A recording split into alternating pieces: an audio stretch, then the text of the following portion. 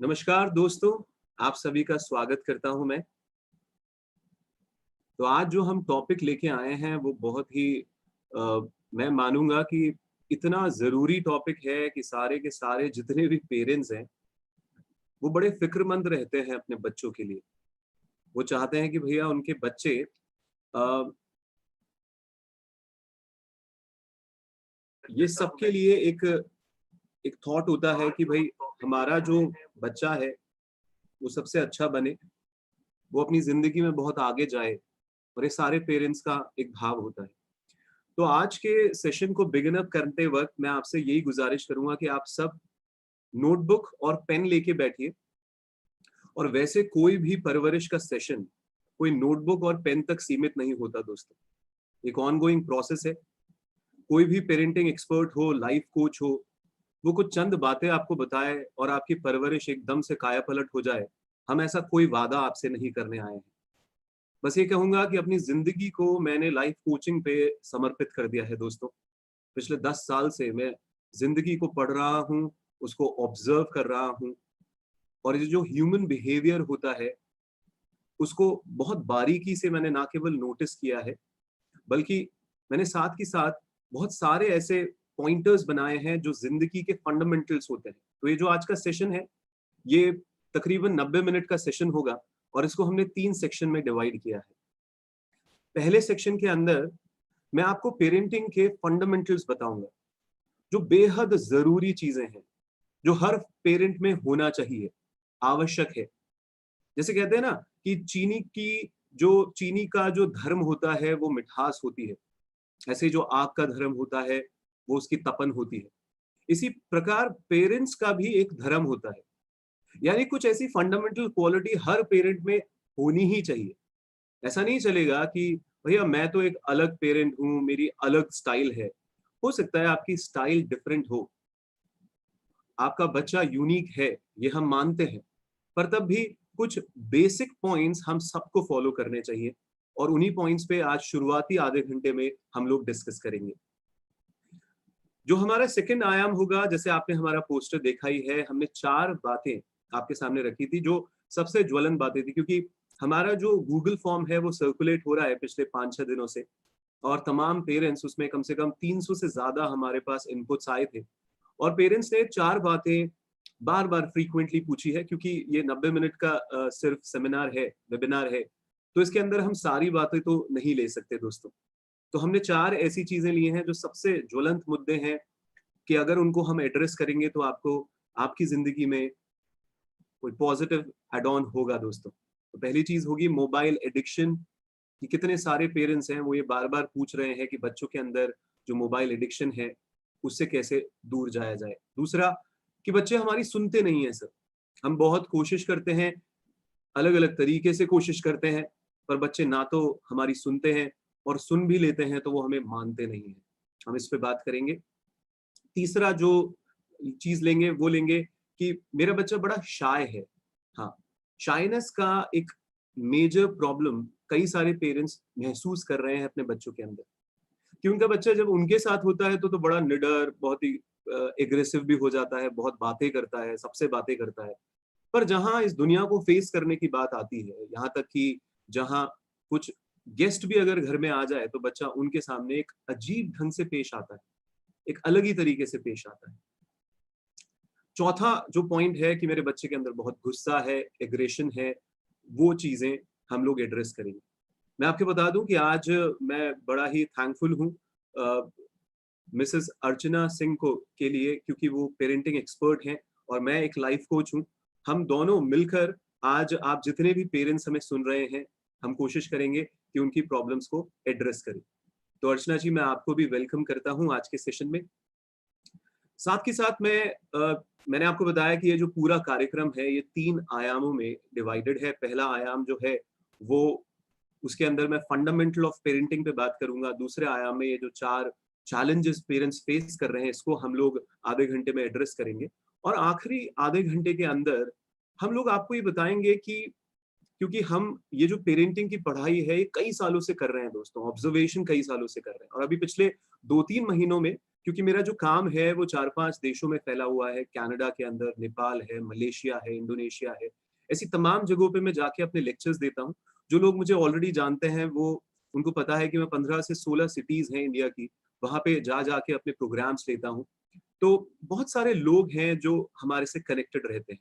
हमने उनको एक क्वेश्चन रेज़ किया था कि आप जब अपने बच्चों के साथ कनेक्ट करते हैं, उनसे रिलेट करते हैं, तो कौन-सा एक मेजर चैलेंज आप फेस करते हैं? और हमारे पास बहुत सारे इनपुट्स आए दोस्तों। उसमें से 50 प्रॉब्लम्स, हाँ दोस्तों, 50 प्रॉब्लम्स का हमने एक कलेक्शन बनाया है कि मेजरली जो पेरेंट्स हैं, वो इन 50 मुद्दों को अगर एड्रेस कर लें, उनको ध्यान से पढ़ लें और सिर्फ पढ़ने से कुछ नहीं होगा, उनको धीरे-धीरे अपनी ज़िंदगी में लगाएँ। तो मुझे लगता है कि जितने भी चैलेंजेज़ एक पेरेंट फेस करते हैं, वो सारे के सारे उसके अंदर एड्रेस होंगे। हम आपको बता दें, उन सारे 50 चैलेंजेस का हमने आंसर तैयार किया है दोस्तों। पेरेंट्स के साथ रेगुलर कन्वर्सेशन करके, तमाम पेरेंटिंग की किताबें पढ़ के। क्योंकि अभी दुनिया में ऑलमोस्ट 30-35 सबसे पॉपुलर किताबें चल रही हैं पेरेंटिंग की, और आप जैसा कि मुझे जानते हैं कि मैं एक वोराशियस रीडर हूँ। मैंने ऑलमोस्ट 12 किताबें पेरेंटिंग की जो इंटरनेशनल बेस्ट सेलर्स हैं वो पढ़ी हैं। उसमें से कुछ किताबें तो मैंने अपने उड़ान एनजीओ यूट्यूब चैनल पे भी फ्रीली अवेलेबल कराई। तो उन किताबों का क्रक्स इन पेरेंट्स से बातचीत करने के बाद वो ऑब्जर्वेशन, खुद हम लोगों ने अपनी जिंदगी को ऑब्जर्व किया, अपने माहौल को ऑब्जर्व करके इन चैलेंजेस पे आंसर्स तैयार किए हैं, जिनका हमने डिजिटल रिकॉर्डिंग कर दिया है दोस्तों। और ये पूरी रिकॉर्डिंग भी हम, जो भी हमारे रजिस्टर्ड पेरेंट्स होंगे, जो हमारी वर्कशॉप को ज्वाइन करेंगे, उनको हम लोग ये मुहैया करवाएंगे दोस्तों। तो आखिरी आधे घंटे के अंदर मैं वो 50 चैलेंजेस का जो लिस्ट है वो भी आपको जल्दी जल्दी दिखाऊंगा, और साथ के साथ ये भी बताऊंगा कि पेरेंटिंग कोई 90 मिनट का प्रोसेस तो नहीं है दोस्तों। सिर्फ इसके लिए हम कस्टमाइज पेरेंटिंग की एक वर्कशॉप लेके आ रहे हैं। कस्टमाइज पेरेंटिंग का मतलब है कि हम लोग आपसे बात करेंगे, 15-20 मिनट आपसे वन ऑन वन बात करना चाहेंगे। आप हमें कॉल करिएगा और हम आपसे पूछेंगे कि आपका जो एक यूनिक बच्चा है, क्योंकि हर बच्चा यूनिक होता है। तो अगर आप कहते हैं कि मेरे बच्चे के अंदर एग्रेशन है, मैं एक जनरल आंसर भी दे देता हूँ, आप उसको लगा के देखते हैं, पर आप तब भी देखते हैं कि कुछ चैलेंजेस आप तब भी फेस कर रहे हैं, वो आप मेरे साथ शेयर करिएगा। मैं कस्टमाइज वर्कशॉप डिजाइन करूंगा उसके लिए। अर्चना मैम के साथ मिलकर हम लोग उस वर्कशॉप को डिजाइन करेंगे और आपके लिए लेके आएंगे दोस्तों। तो लास्ट के आधे घंटे में हम उन चीज पे आपके सामने बात करेंगे। तो दोस्तों मैं आपसे आपके सामने उन फंडामेंटल पॉइंटर्स का एक बेसिक चीज आपके सामने शेयर करने जा रहा हूं। तो दोस्तों हम सभी जानते हैं कि जब भी पेरेंटिंग की बात आती है, जितने भी पेरेंट्स हैं जो अपनी जिंदगी में कहीं ना कहीं पेरेंटिंग के चैलेंजेस से जूझ रहे हैं, तो वो इस बात को बखूबी जानते हैं कि भाई पेरेंटिंग कोई ऐसा प्रोसेस नहीं है कि बस थोड़ा सा पढ़ लिया और फिर उसको अपनी जिंदगी में लगा लिया। पेरेंटिंग एक ऑनगोइंग प्रोसेस है, और इस ऑनगोइंग प्रोसेस के अंदर हमारे को निरंतर सीखते रहना चाहिए, निरंतर नई नई बातें अपनी पेरेंटिंग स्टाइल में लगाते रहना चाहिए दोस्तों। वो हमारे को बड़ा ही मदद करेंगी। आप सभी जानते हैं कि पेरेंट, जब हम बोलते हैं कि हम माता पिता हैं और हमारे बच्चे हैं सर, और उनकी परवरिश में हमारे को कुछ चुनौतियों का सामना करना पड़ता है। पर हम लोग देखते हैं कि बच्चे तो अलग अलग उम्र के होते हैं। हो सकता है आप में से जो मुझे सुन रहे हो, वो उनके बच्चे बिल्कुल एक न्यू बॉर्न इन्फेंट्स हो सकता है आपका जो बच्चा है वो अभी 1-2 महीने का हो सकता है आपका बच्चा जो है वो 2 साल के अंदर हो, या फिर आपका बच्चा 2 से 11 साल के बीच में हो, या 12 से 18 साल के बीच में हो। क्योंकि हमारा जो पेरेंटिंग के जो एडवाइजेस भी होते हैं वो समय के साथ बदलते हैं। और मैं आपको ये बता दूं कि वो प्रॉब्लम्स हैं वो भी बदलते हैं। हमारे पास जो जनरली प्रॉब्लम आती है, आप देख ही पा रहे हैं अपने स्क्रीन पे कि हमारे पास जो जनरली प्रॉब्लम आती है वो अर्ली चाइल्डहुड के अंदर वो डिसोबीडियंस की बात करते हैं, टैंट्रम्स की बात करते हैं, डिमांड और बैड ईटिंग हैबिट्स की बात करते हैं। जब थोड़ा सा लेट चाइल्डहुड होता है तो घर पे और परिवार के अंदर जो डिसिप्लिन का इशू है उसके ऊपर बात की जाती है। अर्ली टीन्स सेल्फ इमेज से बड़ा जूझती है। वो अपनी नजरों में खुद की जो इज्जत है, क्योंकि वो बाहर की दुनिया से ज्यादा एक्सपोज होते हैं इस उम्र के अंदर। और ये जो 13, 14, 15 साल के बच्चे हैं, ये बड़ा अपनी आत्म छवि से जूझते हैं। उन पे बात की जाती है, और लेट टीन्स के अंदर रिश्ते बनाने लग जाते हैं बच्चे, और उस पीयर प्रेशर के कारण, ऑपोजिट सेक्स के अट्रैक्शन के कारण बहुत सारी और सारे चैलेंजेस निकल के आते हैं। तो मैं कोशिश करूंगा कि आप इस पूरे प्रोग्राम के दौरान, जैसे मैंने आपको कहा, आप नोटबुक पेन लेके बैठिए। ये टू वे प्रोसेस इस तरीके से हो सकता है क्योंकि हम यूट्यूब पे इसको लाइव कर रहे हैं।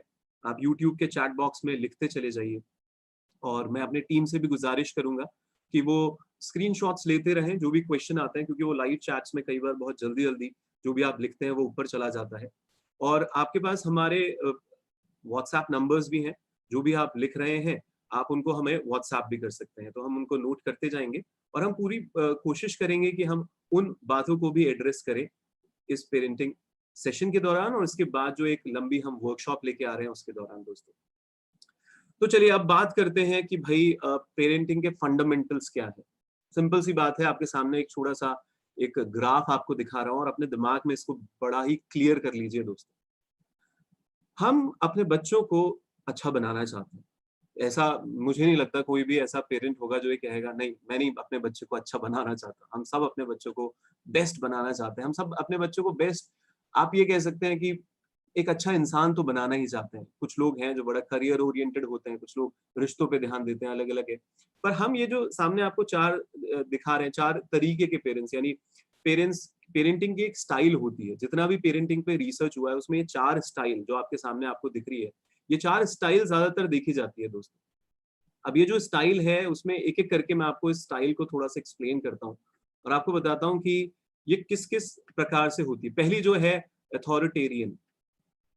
अब जैसे कि आपने देखा कि यहाँ पर एक हाई लिमिट, यहाँ पे लो लिमिट, जो वाई एक्सिस है उसमें अपर वाई एक्सिस पे हाई लिमिट और लोअर वाई एक्सिस पे लो लिमिट दे रखा है, और जो एक्स एक्सिस है उसमें जो नेगेटिव साइड है वहां पे लो लव, और जो पॉजिटिव साइड है वहां पे हाई लव।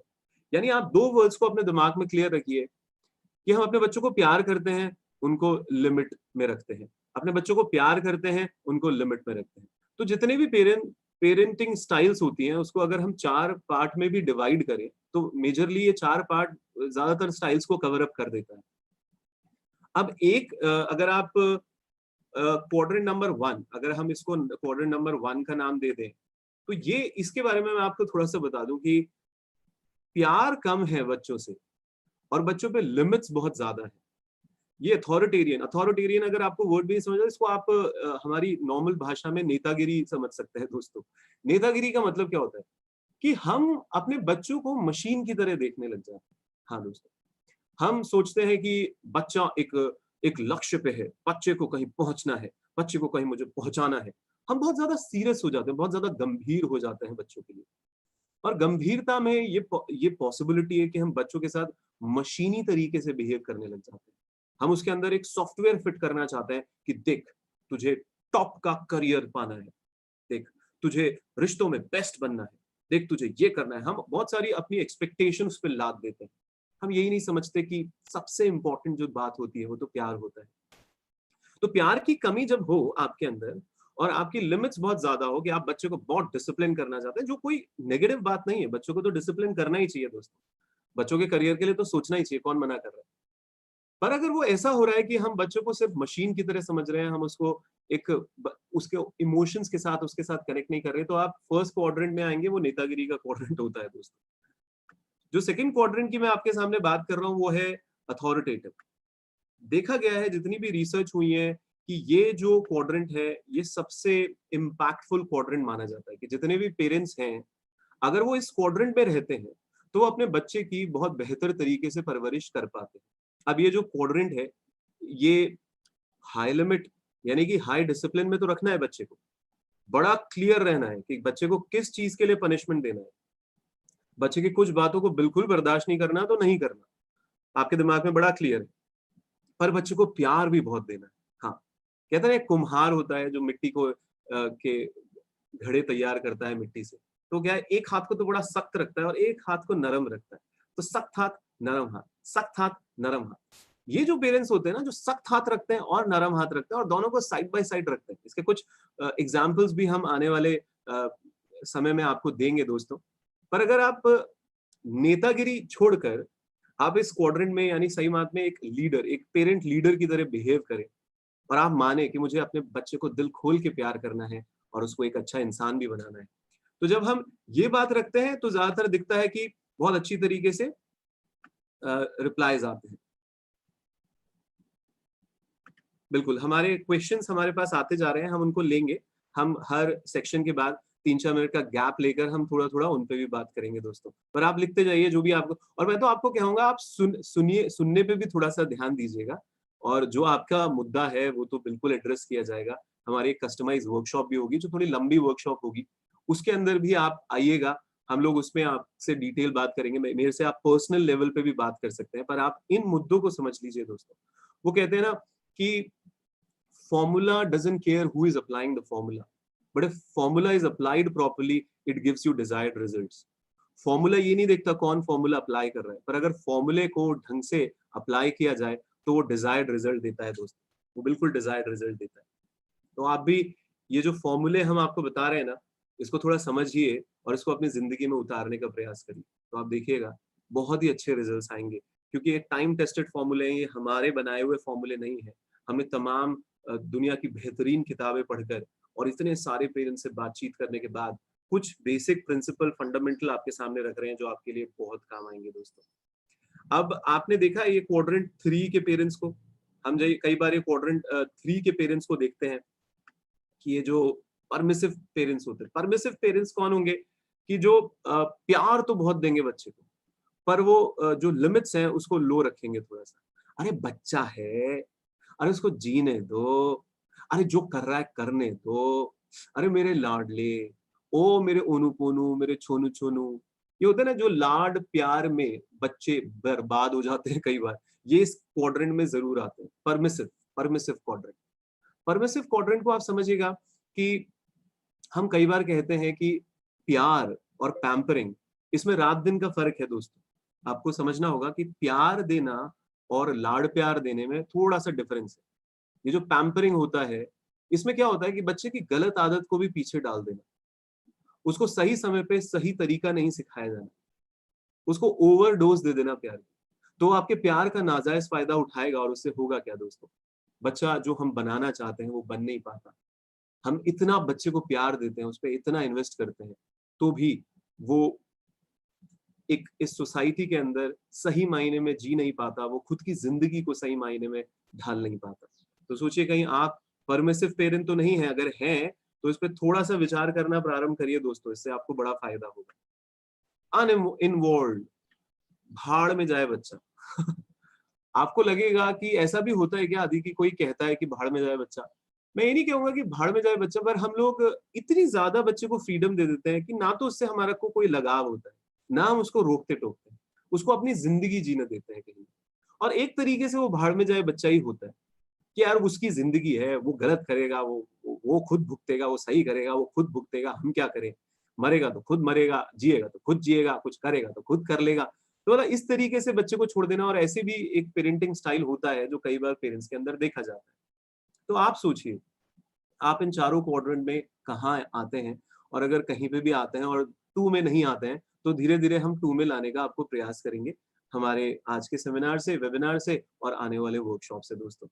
तो बेहद जरूरी है कि इन बातों को अपने दिमाग में उतारिए और पूछिए अपने आप से कि क्या आप सही मायने में नेतागिरी तो नहीं कर रहे हैं, या फिर सही मायने में लीडर हैं या नेतागिरी में हैं, ये पूछिए अपने आप से। तो दोस्तों जैसे मैंने आपको कहा कि अगर आप अथॉरिटेटिव यानी लीडर पेरेंट हैं, जो सही मायने में अच्छा होता है, तो आपके बच्चे के अंदर वो पॉजिटिविटी आपको देखने को मिलेगी। आपका बच्चा अपनी कैपेबिलिटी को भी समझेगा और धीरे धीरे डेवलप भी करेगा। ये बड़ा ही अ, होता है। बच्चा आपका खुश रहेगा, कॉन्फिडेंट दिखेगा, इंडिपेंडेंट दिखेगा। अब एक एक करके हम कुछ चीजों पे बात करते हैं। पहला जो पॉइंट है, फंडामेंटल पॉइंट है दोस्तों, आप जितने भी पेरेंट हैं मुझसे को सुन रहे हैं, ध्यान से सुनिएगा। बच्चे की एक इज्जत होती है, बच्चे की एक इज्जत होती है। कई बार हम सोचते हैं अरे बच्चे की क्या इज्जत होती है, बच्चे को प्यार करते हैं। नहीं नहीं, चाहे आपका बच्चा 7 साल का हो, उसकी भी एक इज्जत होती है। आप अगर उस इज्जत को अपने दिमाग में मेंटेन करके रखेंगे और फिर बच्चे के साथ बात करेंगे, तो आप देखिएगा आपका परवरिश का तरीका बड़ा बदल जाएगा। आप अपने आप से पूरी ईमानदारी से पूछिए। और मैं तो कहूंगा कि ये जो प्रोग्राम है इसको सिर्फ प्रेजेंटेशन और सिर्फ बातों तक मत रहने दीजिए, क्योंकि कई बार, क्योंकि मैं लाइफ कोच हूँ, इतने लोगों की माइंड पे काम कर रहा हूँ, उनकी जिंदगियों पे काम करता हूँ, और मैंने देखा है कि अगर कोई फादर अभी मुझे सुन रहा है, क्योंकि मैं खुद भी एक फादर हूँ, अगर एक फादर मुझे सुन रहा है और वो ये सोचता है कि वो सिर्फ कुछ पॉइंट्स लिखेगा या सुनेगा और उसको थोड़ी सी देर सोचेगा, वो अपनी जिंदगी में लगा लेगा उसको, बड़ा मुश्किल है दोस्त। आपको क्लियरली कह दूं, बड़ा मुश्किल। क्योंकि हमारी एक पर्सनालिटी बन जाती है, ऐसी एक पेरेंटिंग की भी एक पर्सनालिटी बन जाती है। हम उस पर्सनालिटी के अंदर इतना फंस से जाते हैं कि वो एक आदत बन के हमारे ऊपर हावी हो जाती है। आदतें बदलना इतना आसान नहीं होता। जो पिता अपने बच्चे को टाइम नहीं देता, मैं फिर से दोहराऊंगा, जो पिता अपने बच्चे को टाइम नहीं देता, देखा गया है कि बड़ा मुश्किल होता है उसको बच्चे को टाइम देना। यानी कि वो अगर चाहता भी है कि वो बच्चे को टाइम दे, पर वो देर से, वो 5-6 दिन देगा, फिर वापस से अपने ढर्रे पे आ जाएगा और बच्चे को टाइम नहीं दे पाएगा। तो अगर आपको बिहेवियरल एस्पेक्ट्स पे, सही मायने में बिहेवियरल एस्पेक्ट्स पे चेंज करना है, तो आप मेरे साथ जुड़िएगा मेरी लंबी वर्कशॉप के अंदर, क्योंकि मैं उसके अंदर इस आदत को कैसे बदलते हैं उसके ऊपर डिटेल बात करूंगा। क्योंकि ये 90 मिनट के अंदर तो हम लोग नहीं बता सकते दोस्तों, पर आपको इतना पॉइंट्स तो क्लियर कर देंगे कि कौन सी आदतें आपको अपनी जिंदगी में लानी है। क्योंकि ये भी बड़ा जरूरी होता है कि हमको ये पता हो कि अच्छा, बच्चे को रिस्पेक्ट भी दी जाती है। कि मैंने तो सुना था बच्चे को सिर्फ प्यार ही किया जाता है, नहीं, बच्चे को रिस्पेक्ट दी जाती है। उसके भी कुछ सोच है, उसके भी कुछ अरमान है, उसकी भी बातों को हम ध्यान से सुने, उसको एक्सेप्ट करें। एकदम से हम लोग रिएक्शन ना दें, हम लोग रिस्पॉन्स दें जब बच्चा बात करता है। हम बच्चे को समझने का प्रयास करें, हम उसकी सोच को रिस्पेक्ट दें। तो ये सारी बातें किस में आती हैं? ये सारी बातें सिर्फ प्यार से नहीं होगा। क्योंकि प्यार में तो हम लोग घुमा के थप्पड़ मारेंगे और फिर ये कह देंगे कि भैया हम बच्चे को रोक रहे हैं, टोक रहे हैं, ठोक रहे हैं, और ये सब हम प्यार से कर रहे हैं क्योंकि हम उसका भविष्य अच्छा बनाना चाहते हैं। इसमें कोई प्रॉब्लम नहीं है। पर तब भी आउट ऑफ रिस्पेक्ट अगर आप ये करेंगे, तो आप देखिएगा आपका जो तरीका है बच्चे के साथ रिलेट करने का, वो कितना डिफरेंट हो जाएगा। वो बहुत ही डिफरेंट होगा, उससे बड़ा फायदा होगा। समझिएगा इस बात। दूसरी बात मैं आपसे बोलूंगा, ये फंडामेंटल पॉइंट है, मैं हमेशा से कहता हूँ कि अ, बच्चा यूनिक है यार। हर बच्चा यूनिक है। बच्चे की अपनी एक एक एक उड़ने की क्षमता होती है। हम बिल्कुल कह रहे हैं कि उसको वैल्यू से हमारे को इंटैक्ट रखना है, हमारे को उसको डीपन रूट्स करनी है, जिससे उसका उसका जो बेस है, फाउंडेशन है, वो बड़ा स्ट्रांग बने। पर उसको हवा में उड़ने भी देना है। उसके अपने पंख हैं, आप समझिएगा। उसके अपने अरमान है, उसकी अपनी एक सोच है। कई बार हम जाने अनजाने में अपनी सोच बच्चे पे लाद देते हैं। हम बच्चे के यूनिकनेस को नहीं समझ पाते। जरूरी नहीं है कि आपका जो प्रोफेशन है वही आपके बच्चे का प्रोफेशन हो। और जरूरी नहीं है कि science commerce maths, science commerce और आर्ट्स, हम लोगों के दिमाग में ये चल रहा था कि बच्चा इन तीन में से कुछ ले लेगा और बच्चा पहले ही इस तरीके का काम कर लेगा। और कई पेरेंट्स कहते हैं कि मैं अपने बच्चे को पूरा फ्रीडम देता हूँ भाई। पर मैंने बहुत ध्यान से जब उनको ऑब्जर्व किया, तो वो इतना रोका टाकी करते हैं, इतना इनडायरेक्ट एडवाइजेस दे देते हैं, इतना उसके मॉडल ऑफ द वर्ल्ड में घुसने का प्रयास करते हैं कि वो बच्चे के ऊपर अपने आप को हावी कर देते हैं। तो गुप्ता जी का बेटा जो है, वो छोटा गुप्ता जी लगता है। समझिएगा इस बात को, कि आज अगर मेरे फादर को मैं देखूं और मैं अपने आप को देखूं, तो मैं तो बड़ा ही शुक्रगुजार हूं कि मेरे पेरेंट्स ने इनडायरेक्ट लेवल पे भी मुझ पे प्रेशर नहीं डाला। वो मेरे लिए कंसर्न रहे, वो मुझे समझाते रहे, पर उन्होंने मुझे अपने पोटेंशियल के साथ आगे बढ़ने का मौका दिया दोस्तों। उन्होंने उन्होंने मुझे वो विंग्स दिया। उन्होंने बार बार मुझे समझाते रहे कि वैल्यूज क्या कहती हैं, रूट्स क्या कहती हैं, पर साथ में उन्होंने मुझे उड़ने का मौका दिया। तो क्या आप अपने बच्चे की यूनिकनेस को वो इज्जत देते हैं, या आपका बच्चा धीरे धीरे धीरे धीरे वो जो आपकी फिक्रें हैं वो आप उसके अंदर इम्प्लांट कर रहे हैं? आपके बच्चे में भी वो फिक्र आती जा रही है, वो बड़ा स्ट्रेस में रहता है, वो सीरियस हो रहा है, उसको आप जीने ही नहीं दे रहे, उसको अपने पंख फैलाने ही नहीं दे रहे, उसको आप उड़ने ही नहीं दे रहे। तो पहला फंडामेंटल पॉइंट बताया कि बच्चे को रिस्पेक्ट दें। दूसरा फंडामेंटल पॉइंट बताया कि ये समझे कि आपका बच्चा यूनिक है, उसके कुछ उसका एक डीएनए स्ट्रक्चर है, वो वैसे फ्लरिश करेगा। उसको वो प्लेटफॉर्म दीजिए कि जिससे वो फ्लरिश कर पाए। बार बार ये सोचिए कि मेरा बच्चा हो सकता है मेरे थ्रू इस दुनिया में आया हो, पर तब भी उसका एक डेस्टिनेशन है, उसका एक रास्ता है। मुझे उसको हर वक्त साथ देना है, पर उसके रास्ते पे उसको चलने देना है जिस रास्ते पे वो चलेगा। ये बेसिक पॉइंट है, इसको समझिएगा और आगे बढ़िएगा। अब हम क्या कह रहे हैं कि बच्चे को हर वक्त एडवाइजेस की जरूरत नहीं होती, हर वक्त बच्चे को कोई गाइडेंस की जरूरत नहीं होती। मैं एक international coach federation ICF body का एक कोच हूं दोस्तों। ये एक अकेली बॉडी है जो पूरे वर्ल्ड में कोचेस को सर्टिफाइड करती है, यानी इनका एक स्टैंडर्डाइज प्रोसेस होता है। मैंने जब कोचिंग 1 साल सीखी और उसको इतना टाइम अपनी जिंदगी में लगा के देखा, तो हमारे को पता है पहला जो रूल समझाया गया वो ये समझाया गया कि एडवाइजेस देना छोड़ दो। हाँ, एडवाइजेस मत दो अपने क्लाइंट को कभी। अगर तुम एडवाइस देते पाए गए तो तुम्हारा लाइसेंस रद्द कर दिया जाएगा। सोचिए दोस्तों, ये किस तरीके का कॉन्सेप्ट है कि पहले तो आपको एकदम से लगेगा अरे हम एडवाइस नहीं देंगे तो बच्चे को कौन एडवाइस देगा। मैं आपको एक छोटा सा एग्जांपल देके इसको समझाने का प्रयास करता हूँ। सपोज करिए आपका बच्चा आपके पास आता है और वो बोलता है कि क्या मैं सिगरेट पी लूं। अब नॉर्मली एक पेरेंट क्या होता है, क्या पागल हो गए क्या, बेवकूफ हो रहे हो क्या, कहां से सीखे ये सब, कहां से सीख के आते हो, ये देखो, अरे इधर आओ, अरे सुनो, सबको बुला लिया, अरे ये क्या बातें कर रहा है, अरे पागल हो गया क्या। हम इतना एग्जैजरेट कर देते हैं उसको। हाँ, एकदम से बच्चा घबरा जाता है, अरे भाई मैंने ऐसा क्या कह दिया, मैंने तो बस पूछा ही था, मैं तो अपने पेरेंट्स को अपना दोस्त मानता था, मेरे मन में एक बात आई, मैंने उनके साथ शेयर करी और पेरेंट्स ने इतना हू हल्ला मचा दिया, इतना एग्जैजरेट कर दिया किसी चीज को कि भैया आज के बाद मेरा मैं तो नहीं पूछने वाला ये कोई चीज। इसकी जगह आप ध्यान से सुन के उससे ये भी पूछ सकते थे कि अच्छा क्या रीजन है कि तुम सिगरेट पीना चाहते हो बेटा। अच्छा तुम्हारे दिमाग में ये बात कैसे आई, कैसे आई, क्या रीजन है। जब आप व्हाट और हाउ में पूछते हैं ना, तो ये ओपन एंडेड होता है, बच्चा खुलेगा, बच्चा अपनी दिल की बात आपके सामने रखेगा। आप क्यों हर चीज को सही गलत, आप क्यों हर चीज को अच्छा बुरा सिर्फ इसी बात में नापते हैं, तोलते रहते हैं। आप क्यों ना बच्चे के साथ एक बार खुल के बात करें। उसकी भी एक समझ है, हम ये नहीं कह रहे कि वो मेच्योर समझ है, हम मानते हैं वो इमोशनल ज्यादा होते हैं बच्चे। 21-22 साल के बाद ही जो रैशनल थिंकिंग है, जो रीजन थिंकिंग है वो स्ट्रांग होती है। शुरुआत में तो बच्चा इमोशनल होता है, पर तब भी मैं कहूंगा क्या हम बच्चे से वो संवाद, वो कॉन्वर्सेशन बिल्ड कर सकते हैं। क्योंकि जो भी रिश्ते होते हैं ना दोस्तों, वो 3 चीजों से ही तो बनते हैं, समय, कम्युनिकेशन, हाँ समय, टाइम देना, कम्युनिकेट करना बच्चे के साथ, और इमोशन साझा करना, एक एक भाव जो है ना उसके साथ साझा करना। आप पूरी ईमानदारी से पूछिए, आज पूरी ईमानदारी से पूछिए कि कितना समय दे रहे हैं बच्चे को, सही मायने में क्वालिटी टाइम कितना दे रहे हैं, सही मायने में बच्चे से कितना संवाद कर पा रहे हैं, कितना कम्युनिकेट कर पा रहे हैं, कितना उसके जैसे अभी आप ये फोटोग्राफ देख रहे हैं कि कैसे एक बच्चा, अब एक बच्ची है शायद, अपने पिता के पैरों पे पैर रख रखा है उसने। कितना कितना आप एम्पथाइज कर पाते हैं, उसके जूतों में पैर रख के महसूस कर पाते हो कि वो बच्चा क्या सोच रहा है, वो बच्चा का विचार किस तरीके से चल रहा है। या आप सिर्फ एक ज्ञानी बाबा बन जाते हो, आप सिर्फ एक एक ज्ञान उड़ेलने की मशीन बन जाते हो। देखो बेटा ऐसा नहीं करना चाहिए, देखो बेटा ऐसे करना चाहिए, जिंदगी में अगर ऐसा करोगे तो ऐसे बन जाओगे, जिंदगी में अगर वैसा करोगे तो वैसे बन जाओगे। बच्चा नहीं सुन रहा भाई, बच्चा आपसे कनेक्ट नहीं हो रहा। ये बहुत गलत बात होती है, ये बहुत सही बात होती है, बच्चे को ये सब समझ में नहीं आता।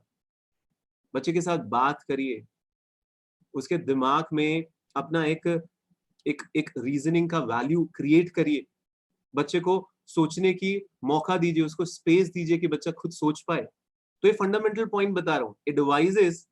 एडवाइजेस और वो गाइडेंस देने की इतनी जरूरत नहीं है, जितना बस उनके साथ रहने की जरूरत है, उनके साथ समय बिताने की जरूरत है, उनके साथ कम्युनिकेट करने की जरूरत है दोस्त।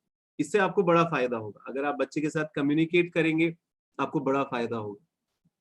इमोशन साझा करेंगे, इससे फायदा होगा। अब हमेशा से मैं तो कहता आ रहा हूं, मेरे तो जितने भी वर्कशॉप होते हैं, कि आपको इस बात का डर नहीं होना चाहिए कि आपका बच्चा आपको सुनता नहीं है। आपको इस बात का ज्यादा डर होना चाहिए दोस्तों कि आपका बच्चा आपको देखता है। हाँ, वो निरंतर आपको देखता है। अरे भैया हमारे पापा क्या करते रहते हैं पूरे दिन, हमारी मम्मी क्या करती रहती है पूरे दिन। हाँ मम्मी ज्ञान तो बहुत देते हो, ऐसे नहीं करना चाहिए, वैसे नहीं करना चाहिए। तुम अपनी जिंदगी में कर पा रही हो, नहीं कर पा रही हो वो चीजें। हो सकता है अभी मैं छोटा हूँ, मैं एकदम से तुम्हें नहीं बोल पाता, और आजकल तो बच्चे बोल भी देते हैं, हम उनको बदतमीज बता देते हैं। कि तू बदतमीजी करता है, तू अपने माँ बाप में कमियां निकालता है। बात कमियां निकालने की नहीं है, बच्चा आपको निरंतर देख तो रहा है ना।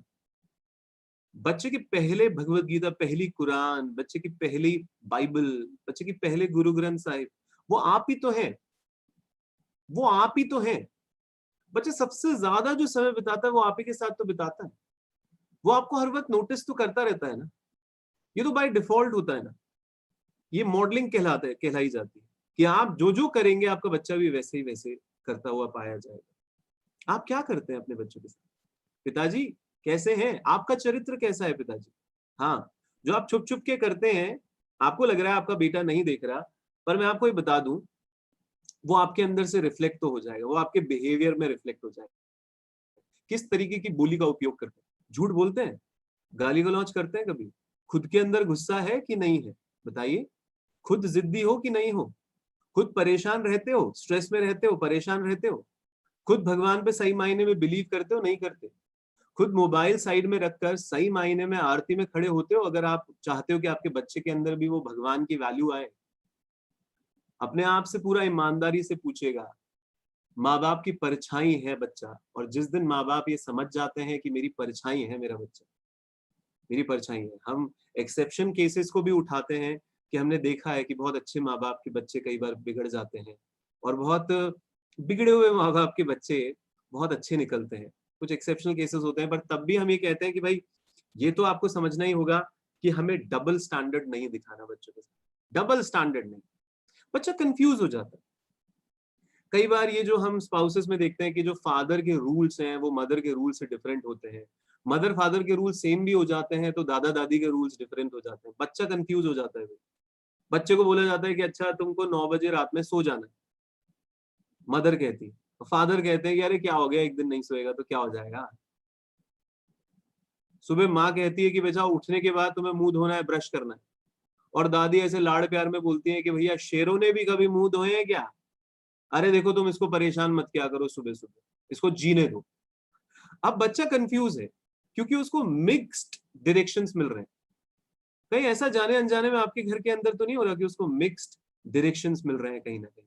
इस पे बात की जा सकती है। इसीलिए मैं आपसे गुजारिश करूंगा, मेरे से और अर्चना मैम से, जो पेरेंटिंग एक्सपर्ट है, मैं एक लाइफ कोच हूँ, आप लोग हमें कॉल करिएगा दोस्त। जितने भी लोग हमारे वर्कशॉप में इंटरेस्टेड हैं, आप लोग जैसे ही हमारे साथ कनेक्ट करेंगे, हम लोग आपसे 15-20 मिनट बात करेंगे, और आप कुछ अपने पर्सनल जो चैलेंजेस आप अपने बच्चे, क्योंकि आपका बच्चा यूनिक है, ये जो बातें आपको बताई जा रही है एक जनरल बातें हैं, पर आप सुन लीजिए ध्यान से और उसको नोट करिए, और फिर हमारे को कुछ इंस्टांस बताइए कि सर मेरे साथ क्या होता है, मेरे बच्चे के साथ ये दिक्कत नहीं है, ये दिक्कत होती है, और इस दिक्कत के अंदर भी ये चीज होती है। क्योंकि हम बिलीव करते हैं कि हर पेरेंटिंग बड़ी यूनिक होती है, फंडामेंटल पॉइंटर्स फॉलो किए जाते हैं, पर उसके अंदर भी अलग अलग पेरेंट्स अलग अलग चैलेंज महसूस करते हैं। इसलिए हम जो वर्कशॉप तैयार करते हैं वो बड़ी कस्टमाइज वर्कशॉप होती है दोस्तों, एकदम कस्टमाइज आपके लिए वर्कशॉप। हमारी वर्कशॉप्स के अंदर सिर्फ और सिर्फ हम 20 कपल्स को लेते हैं, यानी 20 पेरेंट्स को हम लोग अलाउ करते हैं। हम लोग उन 20 फैमिलीज को थोड़ा ऑब्जर्व करते हैं, कम से कम 6 घंटे तक पूरा एक लंबा प्रोसेस होता है, और उसमें कम से कम 4-5 दिन तक हम लोग खुद रिसर्च करके उस वर्कशॉप को तैयार करते हैं। एक 20 पेरेंट्स का स्लॉट कंप्लीट करके फिर हम दूसरे 20 पेरेंट्स के स्लॉट पर जाते हैं। तो इतना मुझे ऐसा लगता है कि यही चीजें होती हैं जो सही मायने में किसी के अंदर बदलाव लेके आती हैं। अगर आप फादर हैं और अगर आपको स्मोकिंग की आदत है, और अगर आपको अपनी स्मोकिंग ही नहीं छूट रही दोस्त, और आपको पता भी नहीं है कि स्मोकिंग छूटी कैसे जाती है, और आपको लग रहा है यार उससे क्या होता है, मैं उसके सामने तो थोड़ी ना स्मोकिंग करता हूँ, और मैं करता भी हूँ तो क्या हुआ, तो भी मेरा बच्चा, ये थोड़ी ना कि जो फादर स्मोकिंग करता है उसका बच्चा बिगड़ जाता है। बात इसकी नहीं है कि बच्चा बिगड़ जाता है और सुधर जाता है दोस्त, बात इसकी नहीं है। पर अगर तुमसे अपनी विल पावर, तुम्हारे में इच्छा शक्ति नहीं है, तुम अपनी एक आदत को चेंज नहीं कर पा रहे, तुम क्यों उम्मीद करते हो कि तुम्हारे बच्चे की आदतें बदल जाएंगी? तुम क्यों उम्मीद करते हो कि आपका बच्चा बिल्कुल चेंज हो जाएगा? आप जो चाहोगे, मतलब भैया आप एक अलग स्टैंडर्ड रखोगे अपनी जिंदगी में और बच्चे के लिए अलग स्टैंडर्ड क्रिएट कर दोगे, ये क्या बात हुई? ये कौन सी बात हुई? थोड़ा सोचिए, थोड़ा दिमाग लगाइए इस पर, और हमसे जुड़िए। और मैं तो कहता हूं, आप हमसे ही नहीं, कोई भी जो अच्छे पेरेंटिंग एक्सपर्ट्स हैं, जो बहुत सारे लोग हैं जो अच्छा काम कर रहे हैं, पर मैं तो कह रहा हूं हर पेरेंट को ये सीखना चाहिए, नॉलेज लेनी चाहिए, राइट नॉलेज। आप ये देखिए कि ये जो आपको लेक्चर बाजी दे रहे हैं, जो लोग हैं जो आपसे बात कर रहे हैं, खुद कितने पढ़े हुए हैं, खुद कितना पढ़ते हैं, खुद कितना ऑब्जर्व करते हैं, इनकी बातें कितनी क्लियर होती है। और फिर ना केवल नॉलेज लेकर उनको स्किल्स में बिल्डअप कीजिए। असली लाइफ कोचेस पता है कौन होते हैं दोस्तों? जो भी नॉलेज आपको दे रहे हैं ना, उसको आपको जिंदगी में कैसे लगाना है ये पता नहीं। इसी को तो वर्कशॉप कहा जाता है दोस्तों। ये तो वेबिनार है। वर्कशॉप के अंदर क्या होता है, हम उसको वर्क पे लेके आने की प्रयास करेंगे, छोटे छोटे एक्शंस बनाएंगे। हम को आप अकाउंटेबिलिटी पार्टनर बना सकते हैं, हम आपको पुश करेंगे। हम आपका एक व्हाट्सएप ग्रुप बना लेंगे, उस व्हाट्सएप ग्रुप के अंदर आप हमसे तमाम उम्र जुड़े रह सकते हैं, तमाम उम्र आप हमसे जुड़े रह सकते हैं, क्योंकि हम वही असिस्टेंस देते हैं कि आपको कोई भी चैलेंज होता है आप हमसे पूछ सकते हैं, हम लोग मिलकर उसको सॉल्व आउट करेंगे ना। आप एक छोटी सी आदत जो बदलना चाहते हैं कि नहीं यार, मैं क्या कहूंगा कि मैं खाना टाइम पे खाऊंगा, मैं एक फादर हूं, मैं खुद खाना टाइम पे नहीं खाता तो मेरा बच्चा कैसे खाना टाइम पे खाएगा?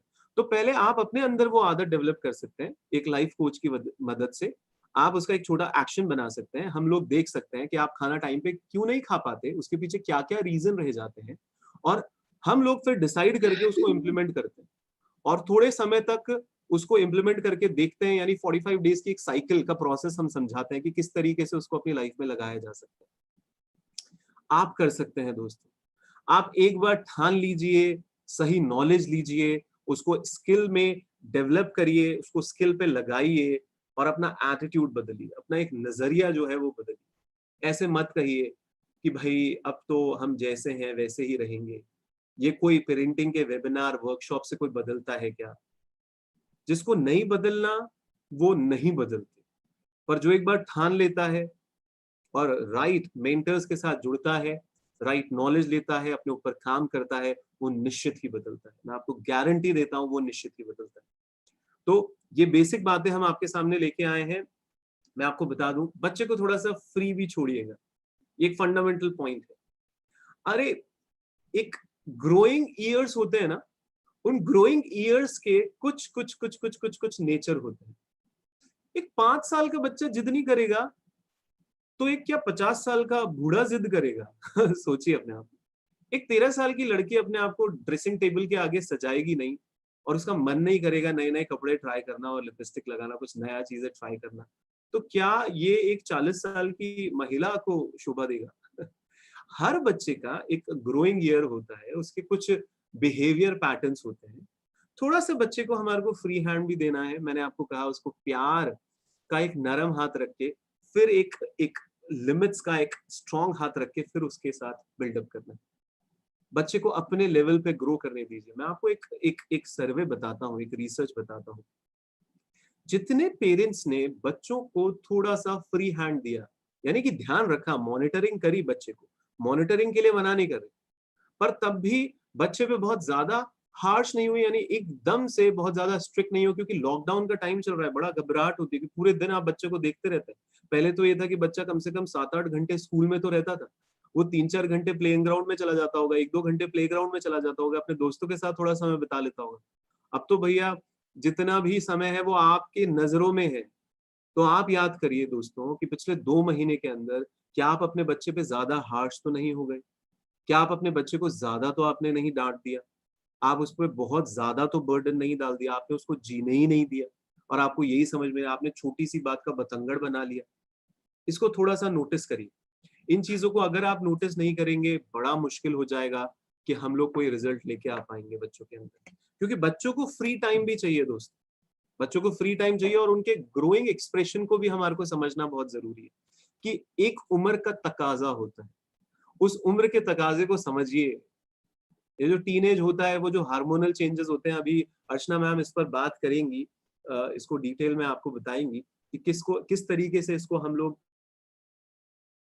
इन बातों को समझिए और थोड़ा सा बच्चे को एक्सपोज होने दीजिए। अभी तो लॉकडाउन का पीरियड चल रहा है, पर तब भी मैं देखता हूँ, और ये एक अजीब सा रिसर्च है, ये रिसर्च आप भी देख सकते हैं, पर ये बड़ा डिटेल्ड रिसर्च किया गया कि जो बच्चे ज्यादा ट्रैवल किया, जिन बच्चों ने, जो बच्चे हॉस्टल्स में रहे, जो बच्चे अपनी जिम्मेदारी अपने कंधों पे उठाया उन्होंने 12th क्लास के बाद, जो बच्चे पूरे टाइम तक अपने माँ बाप के साथ रहे, यानी एक लड़का, 25 साल के लड़के पे एक सर्वे हुआ कि जिसने मेजर समय अपने माँ बाप के साथ ही बिताया, और एक 25 साल के लड़के पे सर्वे हुआ कि जिसने अपनी जिंदगी का कम से कम 5-7 साल घर के बाहर बिताया, यानी किसी हॉस्टल में बिताया, यानी फुली रेजिडेंशियल जो हॉस्टल्स होते हैं कॉलेजेस के, उसके अंदर बिताया, तो देखा गया जब उनकी वो 40 साल के हुए और उनकी ग्रोथ पैरामीटर्स को नोटिस किया गया, उनकी जिम्मेदारी, उनकी विल पावर को नोटिस किया गया, तो एक दंग रहने वाली बातें आई कि जो बाहर रहे, एक्सपोज हुए दुनिया को ज्यादा, वो ज्यादा तरक्की पाए अपनी जिंदगी के अंदर।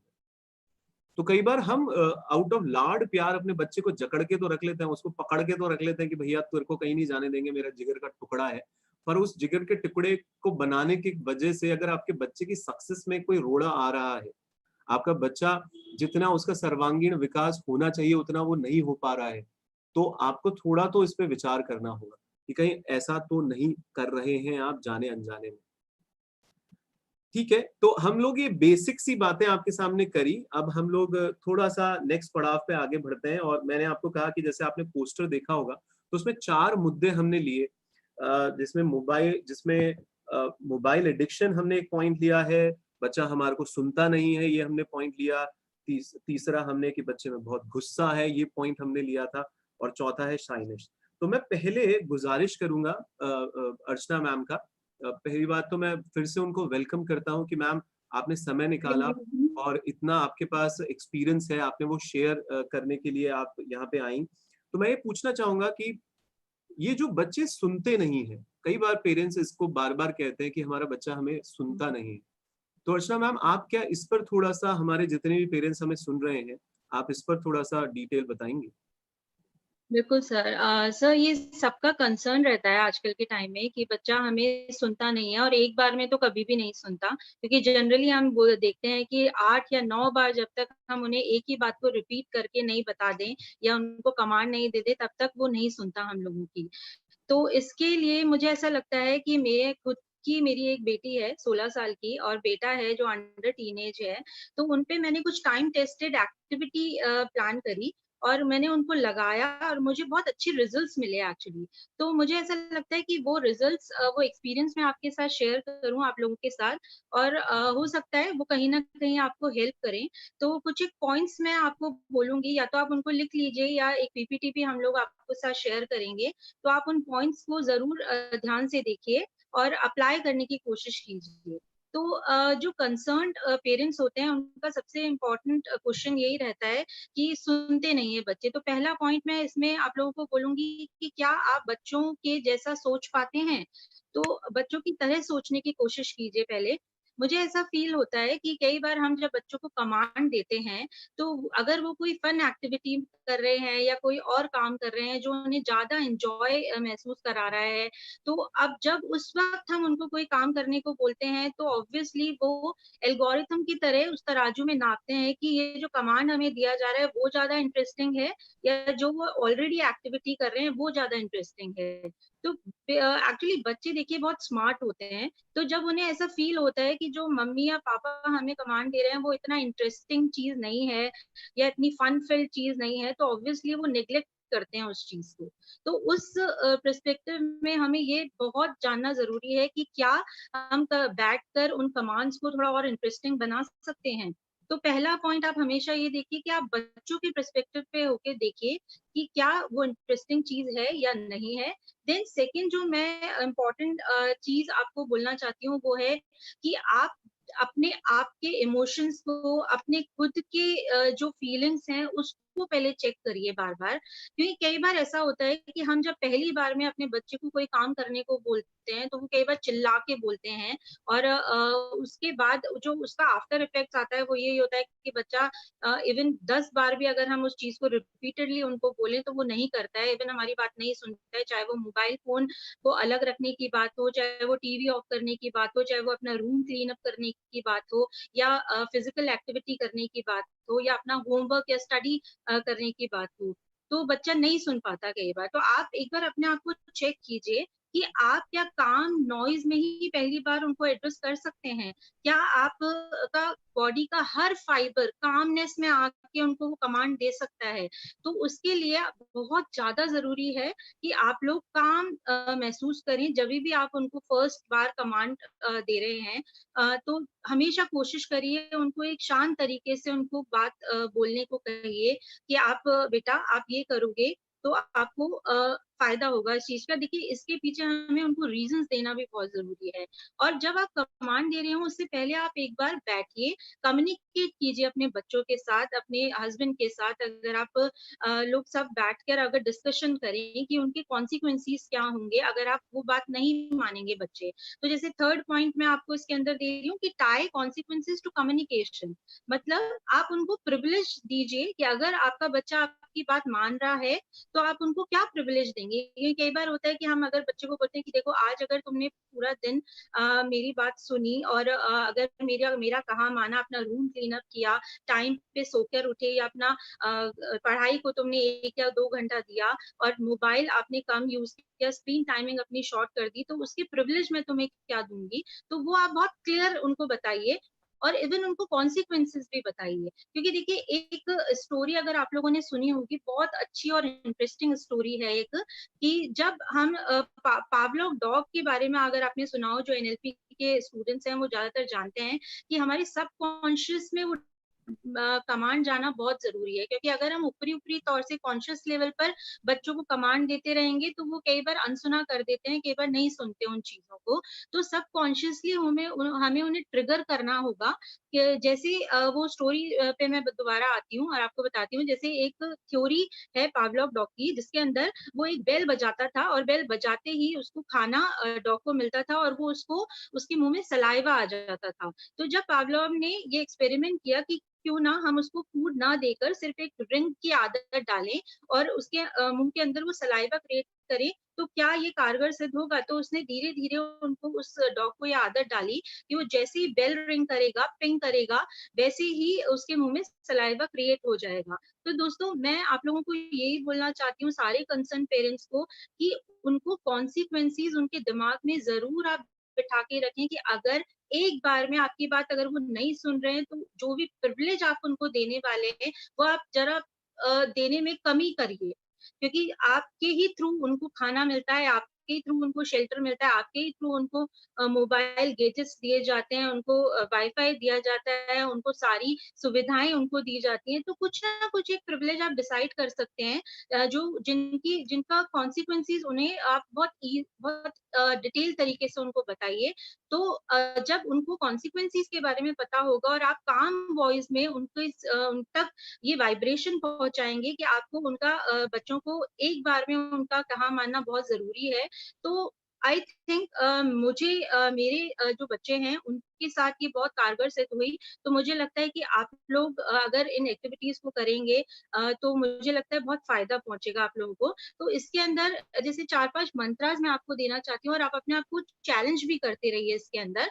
तो जैसे सबसे पहले मैं चाहूंगी कि जैसे आप बार बार अपने आप को बोलिए कि I choose to be a calm, positive and smiling parent.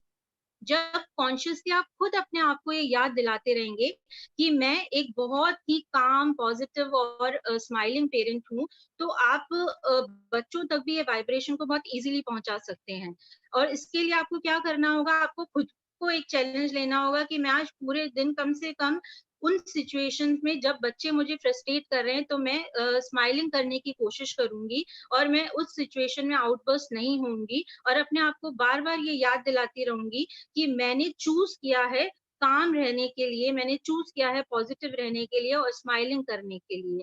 Then second मंत्र जो आपको अपने सबकॉन्शियसली माइंड में बहुत इंस्टिल करना होगा, वो है कि आप काइंड और बेनवोलेंट और लविंग पेरेंट है। चाहे कितनी भी सिचुएशन में बच्चे आपको लूज आउट करने की कोशिश करें या आपको येल आउट करने के लिए बहुत ज्यादा इंसिस्ट करें, तब भी आप उन सिचुएशंस में अपने आप को बार बार ये याद दिलाते रहिए कि मैं एक बहुत ही काइंड, बेनवोलेंट और लविंग पेरेंट हूँ। क्योंकि जिस तरह से आप सोचेंगे वो वाइब्रेशन उन बच्चों तक पहुंचेगी और वो ही बच्चों के अंदर दिखाई देगी।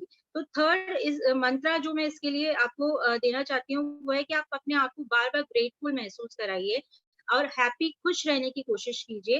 क्योंकि देखिए कई बार ऐसा होता है पेरेंट्स बहुत सारी चीजों से फ्रस्ट्रेट रहते हैं, चाहे उनका काम हो, चाहे रिलेशनशिप हो, चाहे कहीं और उनका करियर ओरिएंटेड अगर कोई पेरेंट्स है तो उनको कई सारी फ्रस्ट्रेशन और प्रॉब्लम्स होती हैं। तो कई बार ये वाइब्रेशंस हम अपने बच्चों में डालते हैं और अनग्रेटफुल महसूस करते रहते हैं कई बार, और हमको बार-बार ये लगता है कि हम अपने बच्चों को अच्छी परवरिश नहीं दे पा रहे हैं। पर मुझे ऐसा लगता है कि अगर हम बार-बार अपने आप को ये याद दिलाते रहें कि हम बहुत ग्रेटफुल हैं, हमारे बहुत प्यारे बच्चे हैं और हम ग्रैटिट्यूड पे कर रहे हैं अगर अपने सब लोगों को जो हमारे आस-पास हैं, तो मुझे लगता है कि वो वाइब्रेशन बच्चों तक ज़रूर पहुँचेगी। तो उसके लिए भी एक बहुत अच्छा चैलेंज है कि आप अपने आप को जब भी आपको ऐसा लगे कि आप आउट ऑफ द फोकस हो रहे हैं या आउटबर्स्ट कर रहे हैं, तो अगेन अपने आप को बोलिए कि मैं ग्रेटफुल हूँ। कोई भी 5 रिलेशन जो आपके आस-पास हैं, उन्हें ग्रैटिट्यूड पे कीजिए अपनी तरफ से। तो मेरा 4th मंत्र इसके अंदर है कि चीज़ें जैसी हैं, उसको वैसा एक्सेप्ट करने की कोशिश कीजिए। इसमें पीस मॉडल देखिए बहुत इम्पोर्टेंट है, उसको मैं आप अपनी बेटी की एक एग्ज़ाम्पल देकर आपको समझाती हूँ। कि एक बार मैंने मेरी बेटी को कमांड दिया कि उसको अपनी फ्रेंड्स के घर पे जाना था, तो मैंने उन्हें बोला कि आप सुबह 10 ओ क्लॉक से सिर्फ 6 ओ क्लॉक तक उनके घर पे रह सकते हो और एग्ज़ैक्ट 6 ओ क्लॉक तक आपको घर वापस आना है। पर अब देखिए पीस के अंदर प्रॉब्लम अब ये हुई कि बेटी 6 बजे की जगह 8 बजे वापस घर पर आई। तो जब मैंने देखा कि ये प्रॉब्लम है, तो मेरा एक्सपेक्टेशन जो उससे था, वो ये था कि वो 6 बजे वापस आ जाएगी तो 1 घंटे अपनी एक्सरसाइज करके, अपना रूम क्लीन अप करके दूसरे दिन के लिए अपना शेड्यूल बना लेगी। बट ऐसा हुआ नहीं, मेरी एक्सपेक्टेशन को बिल्कुल भी उसने पूरा नहीं किया। देन मैंने अपनी एक अल्टरनेट एक्सपेक्टेशन बनाई उससे, उसी वक़्त। जिस वक़्त मैंने प्रॉब्लम को देखा, उसी वक़्त एक अल्टरनेट एक्सपेक्टेशन बनाई कि कोई बात नहीं, अगर ये 8 बजे घर पे आई है, तो मुझे सबसे पहले अपने आप को काम रखना है, जो मेरा मंत्र था, मुझे अपने आप को काइंड और लविंग पेरेंट समझना है। देन मुझे अपने आप को ग्रेटफुल महसूस करना है कि कम से कम सही तरीके से मेरी बच्ची घर पर आई और उसने आकर मुझसे कुछ किसी तरह का कोई डिस्कशन नहीं किया। तो ये सब चीज़ें ध्यान में रखते हुए मैंने एक अल्टरनेट एक्सपेक्टेशन बनाया कि चलो अब आधा घंटा ये मेरे साथ वॉक कर लेगी, हाफ एन आवर में ये क्लीन अप करेगी एंड देन वो नेक्स्ट डे के लिए अपना शेड्यूल प्रिपेयर करेगी। तो आप जब देखेंगे कि आपने जैसे ही अल्टरनेट एक्सपेक्टेशन बनाया, आपकी फीलिंग्स के अंदर थोड़ा चेंज आया। जो आपका ग्राफ मीटर था 1 से 8 तक का और 4 पर आपकी कामनेस थी, वो अब बढ़कर एकदम से 8 पर हो गई। तो देखिए इट वर्क्स एक्चुअली, आप करके देखिए और ये टाइम टेस्टेड चीज़ें हैं जो मैंने एक्चुअल में अपने बच्चों पर अप्लाई करी हैं और मुझे बहुत इसका फ़ायदा हुआ है। तो आप लोग भी करके देखिए, I think it will help you a lot. Then जो लास्ट इसके अंदर है वो है कि प्रॉमिस कीजिए आप कि आप इसी तरह का एक्सपेक्टेशंस अपने बच्चों के साथ रखेंगी, अल्टरनेट एक्सपेक्टेशन बनाएँगी, अपनी फीलिंग्स को आप एकदम से चेंज करेंगी और जैसी सिचुएशन है उसी के साथ उनको हैंडल करने की कोशिश करेंगी। एक 5th पॉइंट जो शायद यहाँ पर मिस आउट हो रहा है, जो आप लिख भी सकते हैं कि निरंतर आप अपने दिमाग में यह सोच कर रखिए कि now anything matter anything else matter but मैं अपने बच्चे को प्यार करती हूँ। My job is to love my kids whatever is going on in their life, whatever is going in my life, even if anything has gone wrong, but then also मुझे मेरे बच्चे को हमेशा प्यार करते रहना है। तो इसका एक चैलेंज मैं आपको देना चाहूँगी कि आप एक रिफ्लेक्टिव लिसनर बनिए। आप आज से ही स्टार्ट कीजिए कि मैं एक रिफ्लेक्टिव लिसनर बनूँगा। रिफ्लेक्टिव लिसनर का देखिए सबसे अच्छा एक तरीका ये होता है कि आप अपने बच्चे से जब बात कर रहे हों, तब आप ये देखिए कि बच्चा जब तब तक आप अपनी बात को पूरा रखिए उनके सामने, सुनते रहिए उनको, अपने कुछ भी ओपिनियंस उनको मत दीजिए। तब जब तक वह बच्चा ये एश्योर नहीं हो जाए कि वह आपको पूरा पॉइंट आप क्लियर कर चुके हैं, वो अपना पूरा पॉइंट आप तक पहुँचा चुका है। तो रिफ्लेक्टिव लिसनर बनना इस चीज़ में बहुत ज़रूरी है। तो ये सारे पॉइंट्स आप मुझे लगता है आप फॉलो करेंगे तो बच्चा आपको पहली बार में सुनेगा। अपने आप को कामनेस में रखिए और बच्चे को रिफ्लेक्टिव लिसनर की तरह हमेशा कोशिश करिए सुनने की। So over to you sir, मुझे लगता है ये जो टेक्निक्स हैं, ये ज़रूर सब पेरेंट्स को हेल्प करेंगी। Over to you sir, thank you. Thank you so much Archana ji, आपने जो भी बात बताई वो बड़ी प्रैक्टिकल बातें हैं। आपके खुद के 2 बच्चे हैं और पिछले ऑलमोस्ट 7-8 साल से आप पेरेंटिंग को ना केवल पढ़ रही हैं, आप ऑब्जर्व करती हैं, किताबें आपने जी, इतनी पढ़ी हैं, और वो आपका एक्सपीरियंस हमारी आने वाली जो डिटेल्ड वर्कशॉप है, जो 6 घंटे की हम वर्कशॉप लेने वाले हैं, क्योंकि कई बार जी, जी। पेरेंट्स, अर्चना जी, ये ज़रूर बोलते हैं लोग मुझे कि सर ये जो बातें हैं, ये हम ज़िंदगी में लगाएँ कैसे?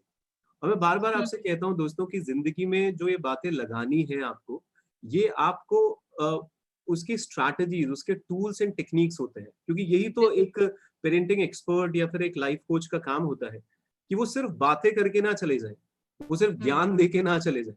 क्योंकि हम फुल टाइमर्स हैं। फुल टाइमर्स का मतलब है हमने पूरी लाइफ डेडिकेट कर दी है लाइफ कोचिंग के अंदर। और लाइफ कोचिंग का मतलब क्या होता है कि किसी की भी लाइफ में कोई भी परिवर्तन लाने के लिए लोग हमारे को अपने साथ कनेक्ट करते हैं, और हम लोग उनके अंदर परिवर्तन लेके आते हैं। अब जैसे पेरेंट्स ने बार-बार हमसे ये सवाल किया कि भाई मोबाइल एडिक्शन से बच्चे जूझ रहे हैं। पेरेंट्स ने हमारे से ये पूछा कि ये जो टीवी है बच्चा बहुत ज्यादा देख रहा है, क्योंकि लॉकडाउन का समय चल रहा है ना, तो टीवी बहुत ज्यादा बच्चा देख रहा है। मैं आपको कुछ बेसिक सी बातें बताता हूँ दोस्तों, बहुत ध्यान से, और नोटबुक पेन आपके पास होगा ही, मैं पूरा ये मानता हूँ। तो आप कुछ कुछ बातें लिखते जाइए, और फिर देखिए कि आप उसमें से कितना अपनी लाइफ में लगा पाएंगे। देखिए, सिंपल सी बात है, क्या आपने कोई रूल सेट कर रखा है घर के अंदर? क्योंकि रूल्स बनाना तो बेहद जरूरी है। हम देखते हैं कि ज्यादातर पेरेंट्स अपने घर के अंदर कोई रूल ही नहीं बना पाते, और वो बोलते हैं कि अरे मैं रूल बना तो लेती हूँ या बना तो लेता हूँ, पर उसको फॉलो नहीं कर पाते। आपको अपने बच्चों के सेफ्टी के लिए, उनके भविष्य के लिए, अपने घर में कुछ रूल्स ना केवल अप्लाई करने होंगे, उनको सस्टेन करने के लिए उनको मॉनिटर करना होगा। क्योंकि कोई भी रूल बना लिया, जैसे अगर हमने, एक गवर्नमेंट ने ये रूल बना लिया कि भैया कोई भी हेलमेट बिना पहने अगर रोड पे निकलेगा तो उसको फाइन दिया जाएगा, पर उसको सख्ती से लागू नहीं किया गया अगर उस रूल को, तो लोग 2 दिन उसको मानेंगे, फिर उसके बाद मानना छोड़ देंगे। पर अगर गवर्नमेंट उस पर बड़ा सख्ती से उसको अप्लाई करती है, उसको मॉनिटर करती है, और उसको कम से कम 2 महीने तक अप्लाई रखती है, तो लोगों की फिर स्वतः ही आदत बन जाती है, वो कोई बड़ी बात नहीं होती। तो पहली चीज तो है, रूल लागू करिए। अब कोई भी रूल हो सकता है, रूल के अंदर आप ये रख सकते हैं कि खाना खाते वक्त मोबाइल का नो यूज। जब भी सारे लोग आपस में बैठे होंगे, किसी के भी हाथ में मोबाइल नहीं होगा। आप रूल बना सकते हैं, जब भी हम वॉक पे जाएंगे, हम लोग मोबाइल यूज नहीं करेंगे। मॉर्निंग में, यानी रात में 9 बजे से सुबह मॉर्निंग में 8 बजे तक मोबाइल स्विच ऑफ रहेगा। ऐसे कुछ रूल्स। अब वो आपकी सहूलियत के अनुसार आप कुछ ऐसे रूल्स अपने बना सकते हैं घर के अंदर, और ना केवल आपका बच्चा, आप भी उन रूल्स को फॉलो करिए दोस्तों। ये बहुत जरूरी है, क्योंकि आप उन रूल को फॉलो नहीं करेंगे, आप अपने बच्चे से उम्मीद करेंगे कि वो रूल को फॉलो करे, तो वो गलत। आप हर वक्त टीवी आसन करते रहते हैं, टीवी आसन है, एक बहुत सारे आसन होते हैं योगा के। तो ज्यादातर मदर्स को मैं देखता हूँ कि वो जब भी फ्री टाइम होता है टीवी खोल लेती है। अब हो सकता है उनकी उनके पास सिर्फ 1 घंटे का फ्री टाइम हो, 2 घंटे का फ्री टाइम हो, और बच्चे के पास तो हो सकता है 8 घंटे का फ्री टाइम हो, तो वो ज्यादा टीवी आसन करता है। हम बच्चे को फिर बोलते हैं, अरे ये बहुत टीवी देखता है सर, मैं क्या करूं? तो मैं कहता हूं कि रूल्स सेट करिए, करिए। अगर बच्चा उन रूल को ब्रेक करे, तो मैंने कहा है थोड़ा हाई लिमिट रखिए, उसको पनिश भी करिए।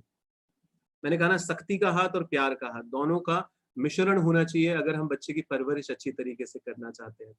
दूसरी इंपॉर्टेंट बात आप ये लिखिए कि क्या आप कुछ ऐसा कर सकते हैं कि बच्चे का जो लगाव है, जो चाव है, जो मैं अपनी वर्कशॉप में बड़ा डिटेल्ड में लेता हूँ, क्योंकि ये जो मोबाइल एडिक्शन है ना, मैं ऑलमोस्ट 1 घंटे के अंदर कई सारे टूल्स एंड टेक्निक्स बताता हूँ अपनी वर्कशॉप के अंदर, कि कैसे मोबाइल एडिक्शन और टीवी एडिक्शन से रियलिटी में बाहर जाया जा सकता है। क्योंकि बच्चे का जो इमोशन है ना, जो भाव है, वो बहुत ज्यादा मोबाइल और टीवी के साथ अटक गए। माँ बाप घर पे भी रोकते हैं, तो पता चलता है पड़ोस में वो टीवी देखने लग जाता है, दोस्तों के घर जाके टीवी देखने लग जाता है, वो छुप छुप के टीवी और मोबाइल देखता है।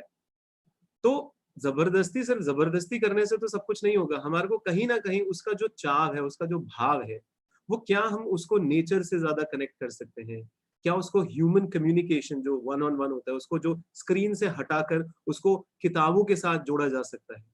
क्या उसको कम्युनिकेशन के अंदर, कि जब भी परिवार वाले आपस में बैठते हैं, तो रादर देन वो चैटिंग के थ्रू उनसे कनेक्ट हो, वो वैसे आई कांटेक्ट बना के किसी के साथ कनेक्ट हो, जो एक ह्यूमन रिलेशनशिप हो, उसके अंदर उसका ज्यादा रुझान हो।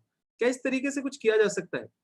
इसके तरीके होते हैं, पर आप सोचिए कि बच्चे का जो चाव है मोबाइल का, क्या उसको हटा के हम किसी और चीज में उसका चाव बिल्ड कर सकते हैं, उसके प्रोसेसेस पे हम काम कर सकते हैं। तो दोस्तों, मोबाइल एक वरदान है, मैं आपको फिर कह रहा हूँ, आप उसको अभिशाप मान सकते हैं, पर मोबाइल तो है तो वरदान। आज कितना कुछ हम लोग मोबाइल के थ्रू कर पा रहे हैं, और इस टेक्नोलॉजी को जब हम अपने ऊपर हावी होने देते हैं, तो ही ये हमारे को अपना गुलाम बना लेता है, स्लेव बना लेता है। पर हम अगर इस टेक्नोलॉजी पे हावी हो जाए, ये हमारे अकॉर्डिंग चले टेक्नोलॉजी, तो बिल्कुल ये वरदान है, ये हमारा नौकर बन के रहे तो ये हमारे लिए सबसे बड़ी ब्लेसिंग है। तो इसको आप अप्लाई कर सकते हैं। बहुत सारे क्वेश्चन हमसे लोग पूछ रहे हैं लगातार, हम उन क्वेश्चन को भी लेते रहेंगे, पर हम जो अपने पोस्टर पे हमने जो वादा किया था कि कई सारे पेरेंट्स ने पूछा कि उनके बच्चे शाय हैं। देखिए, मैंने अपनी जिंदगी का मेजर समय पब्लिक स्पीकिंग, स्टेज परफॉर्मेंसेस, क्योंकि मैंने खुद ने 2000 से ज्यादा स्टेज परफॉर्मेंसेस दिए, मैंने लाखों लोगों को स्टेज के थ्रू एड्रेस किया है दोस्तों। मेरे पास बहुत सारे पेरेंट्स अपने बच्चों को भेजते हैं कि वो किस तरीके से एक बड़ी कम उम्र के अंदर ही बच्चों के अंदर वो स्टेज फियर निकाल पाए, उनके अंदर जो हिचक है वो निकाल पाए, शाइनेस निकाल पाए। मैं उनको हमेशा से जो एडवाइजेस देता हूँ वो आपको भी दूंगा। आप अपने बच्चों को एक्सपोजर दीजिए, जितना हो सके बच्चों को एक्सपोजर दीजिए। कोई घर में अगर गेस्ट आता है, ये मैंडेटरी कर दीजिए, बच्चों को बिल्कुल कंपलसरी कर दीजिए, गेस्ट से मिलना है। अरे मम्मी वो मेरे गेस्ट थोड़ी ना है, अरे पापा वो मेरे गेस्ट थोड़ी ना, आपके गेस्ट है, मैं क्यों मिलने आऊं? नहीं नहीं नहीं, नो नो नो नो, आपको आना है और मिलना है। बच्चों को एक्सपोज होने की जरूरत है, उनको प्लेटफॉर्म दीजिए। मैं तो कह रहा हूँ थिएटर्स, अभी तो लॉकडाउन है, लॉकडाउन जैसे खुलता है ऐसे कुछ एक्टिविटीज होती है, बच्चों को थिएटर ज्वाइन करवाइए, पब्लिक स्पीकिंग की क्लासेस ज्वाइन करवाइए, पर्सनालिटी ग्रूमिंग की क्लासेस ज्वाइन करवाइए, बड़ा इंपॉर्टेंट है दोस्तों। थोड़ा एक्सपोज करिए उसको, कम्युनिकेशन स्किल्स की क्लासेस ज्वाइन करवाइए, उसको बोलिए कि स्ट्रेंजर से जाके कैसे बात करी जाती है ये सिखाइए। आप मॉनिटर करते रहिए और उसको दुकान पे जाके कुछ सामान खरीदना सिखाइए। अगर अमेज़न पे कोई सामान खरीदा है और कोई गड़बड़ी हो गई है, तो आप उसको फ़ोन दीजिए और बोलिए कि तुम अमेज़न कस्टमर केयर में फ़ोन करो मेरे सामने, मैं तुम्हें सिखाती हूँ कि कैसे बात की जाती है। कभी कोई एयरटेल के ऊपर प्रॉब्लम हो गई है कोई फ़ोन के अंदर, उसको आप कॉल करने दीजिए, उसको थोड़ी-सी रिस्पॉन्सिबिलिटी दीजिए, उसको पुश करिए। हाँ, कुछ बच्चों का नेचर होता है कि वो इंट्रोवर्ट होते हैं, हम उसके प्राइवेसी में या उसके स्पेस के अंदर एनक्रोच नहीं करना चाह रहे। पर तब भी हम बच्चे को पुश करते रहेंगे कि वो एक्सपोज हो, क्योंकि लोगों से कहाँ बचेगा एक बच्चा। हम सोचे कि उसको लोगों से बचा लेंगे, कहाँ बचा लेंगे आप उसके उसके साथ भला नहीं कर रहे हो, उसके साथ नेगेटिव ही कर रहे हैं अगर आप ऐसा कर रहे हैं। तो प्लीज इसका ध्यान रखिए कि शाइनेस दूर की जा सकती है, मोबाइल एडिक्शन से बच्चे को दूर किया जा सकता है। उसका एक प्रोसेस होता है। आप हमारे से पर्सनल लेवल पे बात करिए, 15-20 मिनट आप मुझसे पर्सनल लेवल पे अर्चना मैम से बात करिए, हम आपकी प्रॉब्लम को ध्यान से सुनेंगे, उसके सॉल्यूशंस जो रियल सॉल्यूशंस होते हैं वो निकाल के लेके आएंगे और हेल्प करेंगे। तो मैं एक क्वेश्चन जो बार बार पूछते हैं अर्चना मैम कि एग्रेशन बहुत है मेरे बच्चे के अंदर, बहुत ज्यादा गुस्सा आता है, मैं चाहूंगा कि हमारे पास समय सीमा बहुत कम है, तो अगर आप क्विकली इसको एड्रेस करें 3 से 4 मिनट के अंदर की जो अपने बच्चों के गुस्से से थोड़ा सा परेशान है पेरेंट्स, वो कौन सी ऐसी 2-3 टिप्स हैं जो वो अपने दिमाग में रखें अपने बच्चों के साथ रिलेट करते वक्त? Over to you. हाँ। जी सर। अ, सर कई बार हम लोग देखते हैं कि बच्चे इमोशनल टैंट्रम्स बहुत दिखाते हैं और बहुत बैड बिहेवियर उन लोगों का रहता है अपने पेरेंट्स के प्रति, इवन अपने फ्रेंड्स के प्रति, अपने बड़ों को लेकर। और कई बार उनका गुस्सा हम लोगों से हैंडल नहीं होता। तो सर मुझे ऐसा लगता है कोई भी प्रॉब्लम जब हम फेस कर रहे हों अपने बच्चों को लेकर, तो उसके कॉजेस पर जाना हमको बहुत ज़्यादा ज़रूरी है। तो जो कॉजेज़ मुझे समझ में आते हैं उनको जल्दी-जल्दी मैं यहाँ पर आपको पीपीटी में भी आपको देखने को मिलेगा। वो जल्दी-जल्दी हम लेते हैं उन कॉजेज़ को और उनके सॉल्यूशंस पे बात करते हैं। तो पहला कारण जो सर मुझे लगता है कि इमोशनल टैंट्रम और एंगर का होता है बच्चों का, वो होता है अटेंशन सीकिंग का। क्योंकि जो टीनेज से कम साल के बच्चे होते हैं, उनमें ये ज़्यादातर देखा जाता है कि जब उन्हें अटेंशन किसी चीज़ की नहीं मिल रही होती है, तो वो अपने टैंट्रम्स बहुत दिखाते हैं। इवन सर आज हम लोग भी अगर एक नॉर्मल बेसिक बिहेवियर देखें लोगों का, तो हमें देखने को मिलता है कि हम लोगों को भी अटेंशन कहीं न कहीं चाहिए होती है। अभी कुछ दिनों पहले ही मैं एक न्यूज़ देख रही थी, जिसके अंदर एक लड़के ने बस यूँ ही उठा, गन उठाई और कम से कम 20-25 लोगों को शूट आउट कर दिया। तो जब उससे पूछा गया कि ऐसा क्यों हुआ? तो उसने बोला कि मुझे और कोई तरीका आता ही नहीं था अटेंशन ग्रैब करने का। तो कई बार बच्चों को नहीं पता होता, इवन बड़ों को क्या, बच्चों को ही नहीं पता होता कि वो अटेंशन कैसे ग्रैब करें, अच्छे बिहेवियर से ग्रैब करें या बैड बिहेवियर से ग्रैब करें। तो मुझे ऐसा लगता है उसका एक बहुत अच्छा सॉल्यूशन होता है कि आप अगेन आप रिफ्लेक्टिव लिसनिंग पर आइए, आप कम्युनिकेट कीजिए उनसे, उनको सुनिए, और सुनने का तरीका आप हमेशा ध्यान रखिए, आँखों में आँखें डाल के आप जब किसी से बात करते हैं, तो ही आप एक्चुअल में उनको सुन रहे होते हैं। ये कई बार पेरेंट्स की आदत होती है, वो मोबाइल में काम कर रहे हैं या वो कुछ काम कर रहे हैं तो बोलते हैं, "बोल, क्या बोल रहा है? बता, क्या बता रहा है? मैं सुन तो रही हूँ, कानों से सुन तो रही हूँ, बता, अपना प्रॉब्लम मुझे बता।" पर ऐसा एक्टिव लिसनिंग, रिफ्लेक्टिव लिसनिंग नहीं होती है। आपको उनकी आँखों में आँखें डालकर उनको प्रॉपर तरीके से सुनना होगा और उनसे कम्युनिकेट करना होगा। तो मुझे ऐसा लगता है कि जब उन्हें घर में अटेंशन मिलेगी और सही टाइम पर अटेंशन मिलेगी, तो ये प्रॉब्लम उन्हें आपको फेस नहीं करनी पड़ेगी और इवन उनको भी फेस नहीं करनी पड़ेगी। जो सेकंड पॉइंट मुझे सर ऐसा लगता है कि कई बार बच्चों के अंदर बायोलॉजिकल ट्रांज़ैक्शन होते हैं और वो एडोलसेंस की एज में जब आते हैं, तो भी कई बार वो बहुत हाइपर एक्टिव हो जाते हैं, हाइपर एनर्जी उनके अंदर आ जाती है, वो भी गुस्से का कारण कहीं न कहीं होता है। तो उसका तो एक बहुत अच्छा सॉल्यूशन मुझे समझ में आता है कि आप उनकी एनर्जी को कहीं अच्छी चीज़ों में डालिए। अगर आपका बच्चा बहुत हाइपर एक्टिव है या हाइपर एनर्जी से भरा हुआ है, जैसे मैं खुद अपना एग्ज़ाम्पल दूँगी, मेरा बेटा बहुत फिज़िकली एक्टिव रहता है, बहुत हाई एनर्जी में रहता है, तो मैंने उसके लिए कोई स्पोर्ट चूज़ किया बेसिकली। तो हर वक़्त मैं उसको स्पोर्ट में जब इंडल्ज रखती हूँ, तो उसकी एनर्जी मैं वहाँ डिफ्यूज़ कर पाती हूँ और उसके गुस्से का कारण नहीं बन पाती। तो यही आप लोग भी कर सकते हैं। आप देखिए कि अगर ये बायोलॉजिकल रीज़न है, हाइपर एडोलेसेंस की एज में ही आपका बच्चा आकर ज़्यादा अ, अपने टैंट्रम्स दिखा रहा है या ज़्यादा गुस्सा दिखा रहा है, तो आप उसको इस तरह से हैंडल कर सकते हैं। ना थर्ड पॉइंट सर जो मुझे लगता है वो होता है चाइल्ड साइकोलॉजी। कि चाइल्ड साइकोलॉजी के अंदर हम कई बार देखते हैं कि बच्चा बहुत एक्सपेक्टेशन रखता है लोगों से और कई बार अलग-अलग सिचुएशन में अपनी तरीके से उनको इंटरप्रिटेट करता है। तो मुझे ऐसा लगता है कि अगर हम उनको बैठाकर उनसे अगेन कम्युनिकेट करें और उन्हें बताएँ कि गुस्से के साइड इफेक्ट्स क्या हैं और वो कितना नुकसानदायक है उन्हें लॉन्ग रन में, और कभी कई बार हम उन्हें ये भी बताएं कि गुस्सा आपको खाली थोड़ी देर के लिए एक सेटिस्फैक्शन देता है, बट लॉन्ग रन पे आपके लिए वो बहुत नुकसानदायक होता है। उसकी सारी साइड इफेक्ट से उनको अवगत कराएं, उसकी कॉन्सिक्वेंसीज उनको बताएं। तो मुझे ऐसा लगता है कि जब बच्चे के दिमाग में हर वक्त ये रहेगा कि ये गुस्सा उनके लिए कितना खतरनाक है, तो हम उनकी साइकोलॉजी थोड़ी बहुत हम चेंज कर सकते हैं। देखिए सर, कभी भी कोई भी चीज़ हम जब बच्चों में चेंज लाना चाहते हैं, वो ओवरनाइट तो ऑब्वियसली नहीं हो सकती। हमें उसके लिए निरंतर प्रयास करना होगा, डेली अपने बच्चे के अंदर थोड़ा टाइम इन्वेस्ट करना होगा। अगर बच्चा एंगर से या इमोशनल टैंट्रम से जूझ रहा है, तो हमें उसे एड्रेस करना होगा प्रॉपर तरीके से, टाइम देना होगा उसको। तो मुझे ऐसा लगता है कि चाइल्ड साइकोलॉजी पर हम इस तरह से सॉल्यूशन पर आ सकते हैं। देन सर थर्ड हमारा जो पॉइंट है वो तो बहुत बड़ा 75% मुझे ऐसा लगता है कारण होता है जो बच्चों के गुस्से का, वो होता है पेरेंट्स का नेगेटिव बिहेवियर। सर कई बार हम देखने को मिलता है कि पेरेंट्स जो होते हैं वो अपने आईज को कई बार रोल करके फिजिकली, नॉन वर्बली, वर्बली बच्चों पर अपना गुस्सा दिखाते हैं, अपना अथॉरिटेटिव नेचर दिखाते हैं। उनको अपनी बात मनवाने के लिए कई बार तो कई पेरेंट्स इवन बीट करने तक की भी कोशिश करते हैं, फिजिकली बीट करते हैं अपने बच्चों को। तो अगर आप वो कर रहे हैं तो प्लीज स्टॉप दैट इमीडिएटली। और दूसरा नॉन वर्बली और वर्बली भी कई तरह से आप बच्चों पर अटैक करते हैं, तो वो चीज भी आप रोक सकते हैं। कि कई बार देखिए इसका एग्जांपल मैं आपको देकर बताती हूँ। कई बार हम सरकास्टिक अटैक बहुत करते हैं अपने बच्चों पर। हम उनको कई बार ऐसे बोलते हैं कि हाँ, हाँ, देखा है मैंने तेरा सॉरी देखा है मैंने। तू कितनी बार सॉरी बोलता है और वापस उसी काम को करता है। तो डाउटिंग बहुत करते हैं हम अपने बच्चों पे, sarcastic कमेंट करते हैं कि जा, जा पबजी खेल, वही तेरे को मार्क्स दिलवाएगा ना। तो ये इस तरह के कमेंट्स जो हम पास करते हैं, आपको पता नहीं है ये कितना नेगेटिव इफेक्ट बच्चों पर डाल रहा है। कई बार हम उन्हें इवन यूज़लेस महसूस करवाते हैं कि तू किसी काम का नहीं है।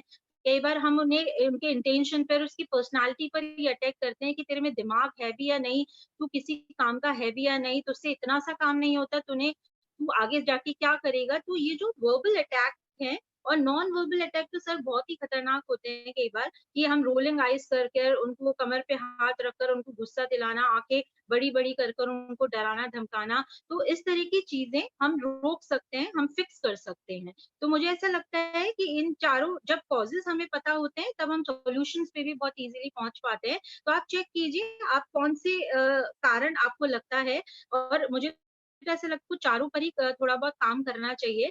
फिर भी आप थोड़ा-सा ध्यान दीजिए, और सबसे इम्पोर्टेंट चीज़ सर, जैसे आपने पहले अपने सेशन में बिगिनिंग में बताया कि रिस्पेक्ट देना मत भूलिए अपने बच्चों को। क्योंकि अगर मैं इस वक़्त आपके घर पर आऊँ और मैं आपके बच्चों से पूछूँ कि बच्चे क्या आपका डैड आपकी रिस्पेक्ट करते हैं? क्या आपकी मदर आपकी रिस्पेक्ट करते हैं? और अगर उनका बाय चांस अगर उनका आंसर रिप्लाई नो हुआ, तो आप देखिए बहुत प्रॉब्लम आप ही बन रहे हैं अपने बच्चों की लाइफ में। क्योंकि जब तक बच्चा छोटा होता है, वो आपके डराने धमकाने को सह लेता है, बट जैसे-जैसे वो बड़ा होता जाता है, उसको आपके सारे टैंट्रम्स आपके भी पता होते हैं, आपकी वीकनेसेस के बारे में पता होता है, वो आपके थ्रेट्स को जानता है, कितने खोखले हैं या कितने सॉलिड हैं, वो हर चीज़ आपके बारे में जानता है, तो ऑब्वियसली वो रिबेल करेगा, क्योंकि अब उसको सब चीज़ें पता है कि किस तरह से चीज़ें हो रही है। तो प्लीज़ स्टॉप दैट इमीडिएटली, आप अपने आप को सबसे पहले फिक्स करिए, क्योंकि मुझे ऐसा लगता है पेरेंट्स का नेगेटिव बिहेवियर बहुत बड़ा कारण होता है बच्चों को एंगर दिलाने में। सो सर, मैं जो लास्ट मंत्र आपको दूँगी कि चाहे कुछ भी हो जाए, अपने बच्चों को प्यार करते रहिए, उनको ये यकीन दिलाइए कि वो कुछ भी गलती करेंगे, आप हमेशा उनके साथ हैं, हमेशा उनके साथ रहेंगे आगे भी। उनको ये यकीन दिलाना बहुत ज़रूरी है, क्योंकि सर आज हम भी अपनी लाइफ़ में देखते हैं, अगर कोई बड़ा हमारे ऊपर हाथ रख देता है और बोलता है कि मैं तुम्हारे साथ हूँ, तुम कितनी भी गलतियाँ करो, हमेशा तुम्हारे बैक सपोर्ट में रहूँगा। तो आप सोचिए, बच्चों को तो हमेशा ये ज़रूरत होती है कि उनके सर पे हमेशा हाथ रहे, जब वो कितनी भी गलतियाँ करें, आप विदाउट जजमेंट उनको सुने, रिफ्लेक्टिव लिसनर बने। So over to you sir, मुझे लगता है ये चीज़ें ज़रूर हेल्प करेंगी पेरेंट्स को। चलिए, बहुत-बहुत धन्यवाद अर्चना जी। और आपकी जो बातें हैं वो इतनी एक्सपीरियंशियल लगती हैं, क्योंकि आप खुद इतने एक्सपीरियंस्ड हैं। आपने पेरेंटिंग को ना केवल प्रैक्टिकली अपनी ज़िंदगी में इन सारी बातों को अप्लाई किया है, पर आपके पास एक वास्ट नॉलेज है जिसको भी आप साझा करते हैं। और मुझे आशा करता हूँ कि जितने भी पेरेंट्स अभी हमसे जुड़े हुए हैं, और क्योंकि ये जो वीडियो है ये हमारे यूट्यूब चैनल पे अगले 24 घंटे तक भी रहेगा, और जितने भी लोग हमें सुन रहे हैं, अगर वो इसको शेयर भी करना चाहें अपने ग्रुप्स के अंदर, वो इसको शेयर करें, जिससे ज़्यादा से ज़्यादा लोग इन टिप्स का को ना केवल सुने, अपनी ज़िंदगी में लगाएँ और अपनी पेरेंटिंग स्टाइल को और बेहतर बना पाएँ। तो हमारे से बहुत सारे सवाल पूछे गए हैं, हम जल्दी से उनका आंसर लेते हैं और अपने नेक्स्ट सेक्शन की ओर आगे बढ़ते हैं। तो जो हमसे सवाल पूछे गए कि अ, बिंदिया जी पूछ रही हैं कि how to manage university going girls. पहली बात तो मैं आपको बता दूं, हमारे बच्चे मशीन नहीं है कि हमें उनको मैनेज करना है, हमें बच्चों के साथ रिलेट करना है। और जब जब बच्ची जो होती है वो यूनिवर्सिटी चली जाती है, थोड़ी बड़ी हो जाती है, तो तब वो बच्ची तो रही नहीं जाती, वो तो दोस्त बन जाती है हमारी। और सबसे बड़ी बात है, मैंने आपको कहा ना कि आप हमारी एक डिटेल वर्कशॉप में आइएगा, जो मैं सैटरडे संडे को करने वाला हूँ, और उसके अंदर 6-7 घंटे हम लोग बहुत एक-एक जो बातें हैं, क्योंकि 20 पेरेंट्स को उसमें चूज़ किया जाएगा, और 20 पेरेंट्स से मैं पहले पर्सनली बात करके 4-5 दिन उसमें रिसर्च करके बड़ा कस्टमाइज़ तरीके से जो आपको ज़रूरत है, वो और जो आपके माहौल में बिल्कुल फिट बैठेगा, उन चीज़ों को हम आपको बता पाएँगे। पर अभी तो मैं आपसे ये कहूँगा, उस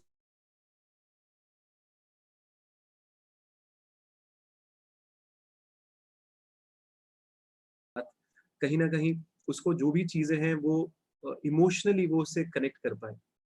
क्योंकि अगर हम ज़बरदस्ती कोई अपनी विचारधारा उस पे थोप भी देते हैं बच्चों पे, तो वो वैसे काम नहीं करता है जैसे हम करवाना चाहते हैं। आपको ये समझना होगा। ये बहुत डिफरेंस करता है।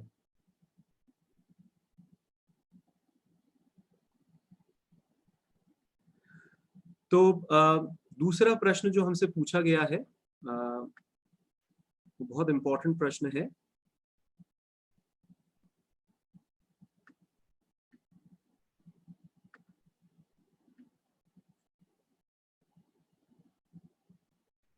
तो जो दूसरा प्रश्न है वो भरत परमार जी हमसे पूछ रहे हैं कि now a days education is very costly. So what's your opinion? Is it good to spend lot of money in this? बिल्कुल नहीं भरत जी, मैं तो आपको बड़ा ही क्लियर कट, बिकॉज मेरे से कई सारे पेरेंट्स ये सवाल पूछते हैं, और आज का समय पहले का समय नहीं रहा कि अगर आपके बच्चे के पास बहुत अच्छी डिग्रीज हैं तो आपका बच्चा बहुत आगे जाएगा, और फॉरेन यूनिवर्सिटी में पढ़ेगा तो बहुत आगे जाएगा। ऐसा नहीं होता सर। आप शुरुआत से बच्चे का मल्टीपल इंटेलिजेंस, मल्टीपल नेचर पता लगाएं, उसका वैल्यू सिस्टम थोड़ा सा एक प्रोसेस होता है जिससे उसके वैल्यूज पता चल जाते हैं, उसका रुझान पता चल जाता है। तो किसी अच्छे करियर काउंसलर, हमारी संस्था भी करियर काउंसलिंग करती है, तो बच्चे का अगर समय रहते करियर काउंसलिंग हो गया, उसका नेचर, इंटेलिजेंस पता चल जाता है, उसकी पर्सनालिटी हम समझ जाते हैं, और फिर उसका स्किल सेट डेवलप करते हैं, वो जबरदस्त करता है अपनी लाइफ में। मैं अपना खुद का एग्जांपल दे दूं, मैंने even though masters, double master किया हुआ है, पर तब भी मेरा जो अभी का काम है उसमें मैं वो सारी चीजें यूज नहीं कर पा रहा हूँ।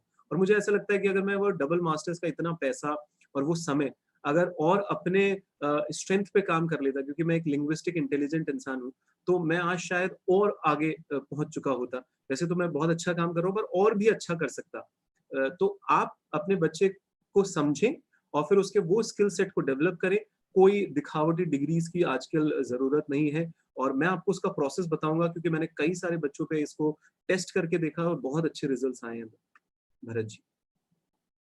तो हमसे एक सवाल पूछा है कि मकबूल जी ने पूछा है कि कैसे टीवी और मोबाइल से दूर रखें। ये मैंने आपको जवाब दिया है मकबूल जी। अजय रावत जी पूछ रहे हैं हमसे कि आपने अभी तक जो कहा वो सब मैं कर रहा हूँ, लेकिन अब बच्ची मेरी बहुत ही क्वेश्चनर हो गई है। क्वेश्चनर हो गई है, मैं इसको ये समझ रहा हूँ कि तभी वो बड़ा क्वेश्चंस पूछती है। तो ये तो अच्छी बात है, इंक्वायरी माइंड है, वो बड़ा क्वेश्चन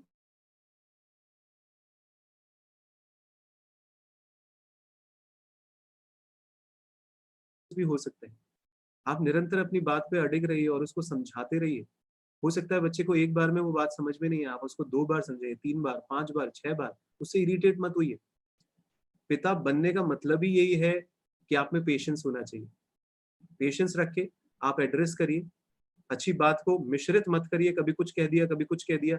अपने फंडामेंटल्स क्लियर रखिए, अपना थॉट्स क्लियर रखिए, और उसको करिए। अगर आप पेरेंटिंग कम्युनिकेशन सीखना चाहते हैं तो आप वर्कशॉप में आइए, जो हम सैटरडे संडे करना चाहते हैं। आप मुझसे पर्सनली पहले बात करिए 15-20 मिनट, और मैं एग्जैक्टली फिर आपके जो भी चैलेंजेस होंगे, मैं और अर्चना मैम मिलकर कोशिश करेंगे कि उसका सॉल्यूशन आपको दे पाए।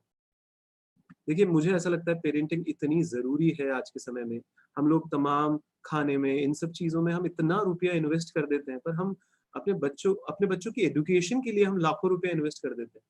पर पेरेंटिंग स्टाइल समझने के लिए थोड़ा सा कुछ चीजें, जिससे आपका बच्चा का सर्वांगीण विकास हो जाए, आपका बच्चे के साथ जो रिलेशनशिप है वो बेहतर हो जाए, आप बच्चे को सही डायरेक्शन दिखा पाए। तो इसके लिए ना केवल आपको निरंतर वर्कशॉप्स ज्वाइन करनी चाहिए, लाइफ कोचेस को अपॉइंट करना चाहिए, साथ के साथ कुछ अच्छी किताबें पढ़ते रहना चाहिए। ये सब चीजें मिलकर ही आपको फायदा पहुंचाएंगी दोस्तों, बहुत जरूरी है। तो अच्छा, हॉस्टल में रखें, मकबूल जी पूछ रहे हैं हॉस्टल में रखें तो बच्चे को मॉनिटर कैसे कर सकते हैं। बिल्कुल सर, हॉस्टल आप मुझसे बात करिएगा, मैं आपको बताऊंगा कि बहुत अच्छे अच्छे हॉस्टल्स भी हैं जो फुली रेजिडेंशियल है, वहाँ पे भी बच्चे का अच्छा मॉनिटरिंग की जा सकती है। और फिर जो भी वैल्यू सेट आप रखते हैं, ऐसा थोड़ी ना है कि हॉस्टल में बच्चा चला गया तो आप उससे डेली बेसिस पे बात नहीं कर सकते। आप बात कर सकते हैं, आप वार्डन से बात कर सकते हैं, आप जाके उससे मिल सकते हैं रेगुलर बेसिस पे, आप उसकी प्रगति देख सकते हैं, बहुत सारी चीजें की जा सकती हैं। तो ये पूरा एक प्रोसेस होता है, हम कई बच्चों पर इसको अप्लाई कर रहे हैं, और आप मुझसे बात करेंगे, मैं आपको और डिटेल में इसको बताऊंगा। नेहा जी पूछ रही हैं कि क्या मैं बच्चे को मोबाइल दे दूं, गैजेट दे दूं और सोशल मीडिया पे जाने दूं, बिकॉज बड़ा डिफिकल्ट हो जाता है ये मॉनिटर करना कि वो क्या करता है। मैंने जो नेहा जी बहुत सारे पेरेंट्स को जो तरीका बताया है, वो ये तरीका है कि आजकल एक सॉफ्टवेयर आने लग गए, और ये सिर्फ 3,000-4,000 रुपए का आपका इन्वेस्टमेंट है, साल भर का आप उसमें मेंबरशिप ले सकते हैं, और जो भी गैजेट आप बच्चे के हाथ में दे रहे हैं उसके अंदर वो सॉफ्टवेयर डाल सकते हैं। वो पेरेंटल कंट्रोल सॉफ्टवेयर होता है। वो बच्चा जो भी खोलेगा, जो भी सर्व करेगा, यहाँ तक कि वो जो भी लिखेगा, आप इमेजिन करिए, वो जो भी होगा, वो सारी की सारी रिपोर्ट आपके मेल पे आती रहेगी। वो सारी की सारी रिपोर्ट आप क्लिक करके देख सकते हैं कि बच्चा क्या कर रहा है।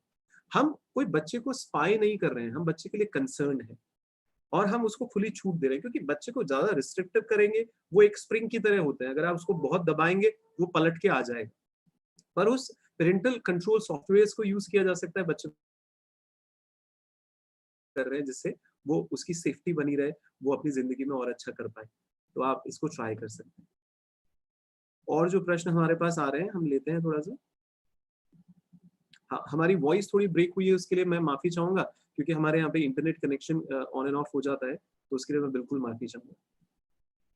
वन ऑन वन कोचिंग का यही प्रोसेस है। मैं आपको बता देता हूँ कि हमारा ये जो वेबिनार है, ये तो हमने आपको एक्सपोज किया है कई सारे प्रॉब्लम्स जो बच्चे फेस करते हैं, तो उसमें से क्योंकि समय सीमा कम होती है, पर हम गुजारिश करेंगे कि अगर आप अर्चना जी से, जो एक खुद एक पेरेंट कोच है, मैं एक लाइफ कोच हूँ, अगर आप हमसे जुड़ना चाहते हैं, तो हमारी वर्कशॉप जो अभी सैटरडे संडे आने वाली है और हम निरंतर उसको करते रहते हैं, उससे आप जुड़ सकते हैं।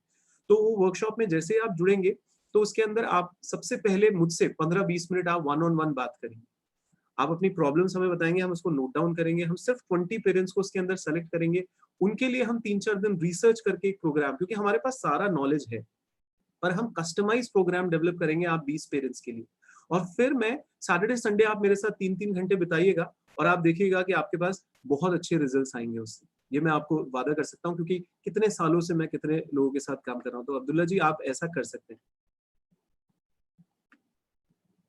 Habit change and implementation of life, बिल्कुल सही पकड़े हैं। मैं कहता हूँ ना अब्दुल्ला जी, आप बिल्कुल सही बात कर रहे हैं कि बातों से कुछ नहीं होता, सही मायने में वो हैबिट चेंज होना चाहिए, वो इम्प्लीमेंटेशन होना चाहिए जिंदगी के अंदर। पेरेंट्स को भी अपनी आदतें बदलना बहुत जरूरी है, उसको लाइफ में लगाना बहुत जरूरी है इन सारी नॉलेज, और उसी को वर्कशॉप कहते हैं। और वही वर्कशॉप में कोशिश करूंगा कि आपके साथ लगाऊं। मैं आपको बता दूं कि मैं इतना रिसर्च हमारा प्रोग्राम है, अगर आप देखेंगे, आपको लगेगा हम कितनी मेहनत करते हैं। मैं आपको वही चीज एक बार दिखाना चाहूंगा कि मैंने क्या किया। पिछले कई महीनों से हम लोगों ने बहुत सारे पेरेंट्स से बात कर करके हम लोगों ने एक सेट ऑफ 50 क्वेश्चंस निकाले हैं, और उस पे हम लोग निरंतर बेसिस पे काम कर रहे हैं। और ये 50 क्वेश्चन मैं आपको एक बार दिखा देता हूँ। ये जो सारी प्रेजेंटेशंस हैं, ये भी मैं आपके साथ शेयर करूंगा। जो भी हमारे साथ जुड़ेंगे, हम लोग उनके साथ इस चीज को शेयर करेंगे। आप अगर ये फ्रीक्वेंटली आस्क्ड क्वेश्चन की एक लिस्ट भी है, मैं जितने भी लोग आज हमसे जुड़े हैं, मैं हमारे टेक्निकल ऑफिसर से गुजारिश करूंगा कि वो इन क्वेश्चंस की लिस्ट भी आपके साथ शेयर कर दें। ये जो फ्रीक्वेंटली आस्क्ड क्वेश्चंस है, मैंने इसके आंसर्स तैयार किए हैं, अर्चना मैम के साथ मिलकर इनकी रिकॉर्डिंग करी है। ये 50 क्वेश्चंस फ्रीक्वेंटली आस्क्ड क्वेश्चंस हैं जो पेरेंट्स जूझते रहते हैं जिन चैलेंजेस से। इसका एक डिजिटल प्रोग्राम बनाया गया है। जो हमारे साथ रजिस्टर होंगे उनको ये प्रोग्राम दिया जाएगा, आपको इस 50 क्वेश्चन और इनके आंसर्स मिलेंगे दोस्तों, प्रॉपर आंसर्स आपको मिलेंगे इसके। इनको आप निरंतर सुन सकते हैं, और फिर हम लोग इसको वर्कशॉप के अलावा ये एड ऑन चीज हम लोग आपको देंगे। तो मैं आपको बता दूं इस चीज के बारे में। तो ये सारे क्वेश्चन हैं, अलग अलग क्वेश्चन हमसे पूछा है, जिसमें सेक्स एजुकेशन से लेके, मोबाइल एडिक्शन से लेके, किस तरीके से मेरा बच्चा रात में सो नहीं पाता, इस तरीके के क्वेश्चन इसमें पूछे गए हैं। मेरे बच्चे की बैक आंसरिंग की आदत है, मेरा बच्चा जब लिखता है तो वो उल्टे लेटर्स लिख देता है, और कहीं ना कहीं हमारी जो मैरिज है, जो स्पाउस की, पेरेंट्स की मैरिज है, वो ठीक नहीं चल रही है, तो उसका बच्चों पे इम्पैक्ट पड़ता है, उसको कैसे बचा सके। एडीएचडी, जो अटेंशन डेफिशिएंट बच्चे होते हैं, उनके साथ किस तरीके से डील किया जाता है, ये क्वेश्चंस हमसे पेरेंट्स ने पूछे, और इनके आंसर बाकायदा हमने बड़े रिसर्च करके इन आंसर्स को मैंने रिकॉर्ड किया है डिटेल में। वो एक डिजिटल प्रोग्राम हमारे पास अवेलेबल है जो हम आपको एक्सेस दे सकते हैं। बहुत बहुत ही डिटेल क्वेश्चंस हैं, अगर आप इनको देखेंगे, और पूरा का पूरा इसमें बता रखा है। मेरा बच्चा बहुत जल्दी बोर हो जाता है, उसको होमवर्क करने में इंटरेस्ट नहीं होता, मुझे क्या करना चाहिए सर? रीडिंग और लर्निंग की क्वालिटी मेरे बच्चे में डालने के लिए मुझे क्या करना चाहिए सर? मेरा बच्चा बाहर का खाना खाना पसंद करता है, होम कुक्ड फूड नहीं लेता है। और बच्चे और पेरेंट के रिलेशनशिप को बेहतर बनाने के लिए, ओपन बनाने के लिए हमें क्या करना होगा? गुड बिहेवियर मेरे बच्चे में डेवलप करने के लिए मुझे क्या करना होगा? बच्चे के अंदर वैल्यू सिस्टम डेवलप करने के लिए क्या करना होगा? तो ये सारे जो क्वेश्चंस हैं, बच्चे के अंदर लॉजिकल रीजनिंग मुझे डेवलप करनी है, उसको करने के लिए मुझे क्या करना होगा? बहुत मुश्किल हो जाता है मुझे अपने बच्चे को हैंडल करना, उसके साथ रिलेट करने में, तो मुझे उसके लिए क्या करना होगा? ये सारे तमाम क्वेश्चंस लोगों ने हमसे रिकॉर्ड करके उनके क्वेश्चंस भेजे हैं, और हमने उसका एक सीरीज ऑफ आंसर्स बनाए हैं। ये सारे के सारे क्वेश्चंस हम आपके साथ साझा करेंगे। तो मैं तो यही कहूंगा कि आप लोग हमारे साथ यूं ही बने रहिए और इस प्रोसेस के साथ जुड़े रहिए, क्योंकि पेरेंटिंग एक ऑनगोइंग प्रोसेस है। आपको समझना होगा कि मैं आपको वापस से वो प्रोसेस थोड़ा सा समझा देता हूँ कि किस तरीके से आप हमसे जुड़ सकते हैं। जैसे ही ये प्रोग्राम की समय सीमा समाप्त होती है, क्योंकि हमारे पास सिर्फ 3 मिनट बचा है, मैं जल्दी से आपको बताता हूँ कि जब भी इसकी समय सीमा समाप्त होती है, अगले 24 घंटे के अंदर अंदर, 24 आवर्स के अंदर अंदर, पहली बात तो ये प्रोग्राम जो है वो हमारे यूट्यूब चैनल पे रहेगा। आप ना केवल खुद देख सकते हैं, औरों के साथ भी इसको शेयर कर सकते हैं। 24 आवर के अंदर अंदर जो हमारे वर्कशॉप के अंदर रजिस्टर करवाते हैं, देखिए हमारी जो वर्कशॉप है, मेरी और अर्चना मैम की जो कंबाइंड पेरेंटिंग की वर्कशॉप है, वो बहुत एक्सपेंसिव होती है, पर अभी लॉकडाउन पीरियड चल रहा है तो हम उसको बहुत ही कम रेट पर लोगों के सामने मुहैया करवा रहे हैं।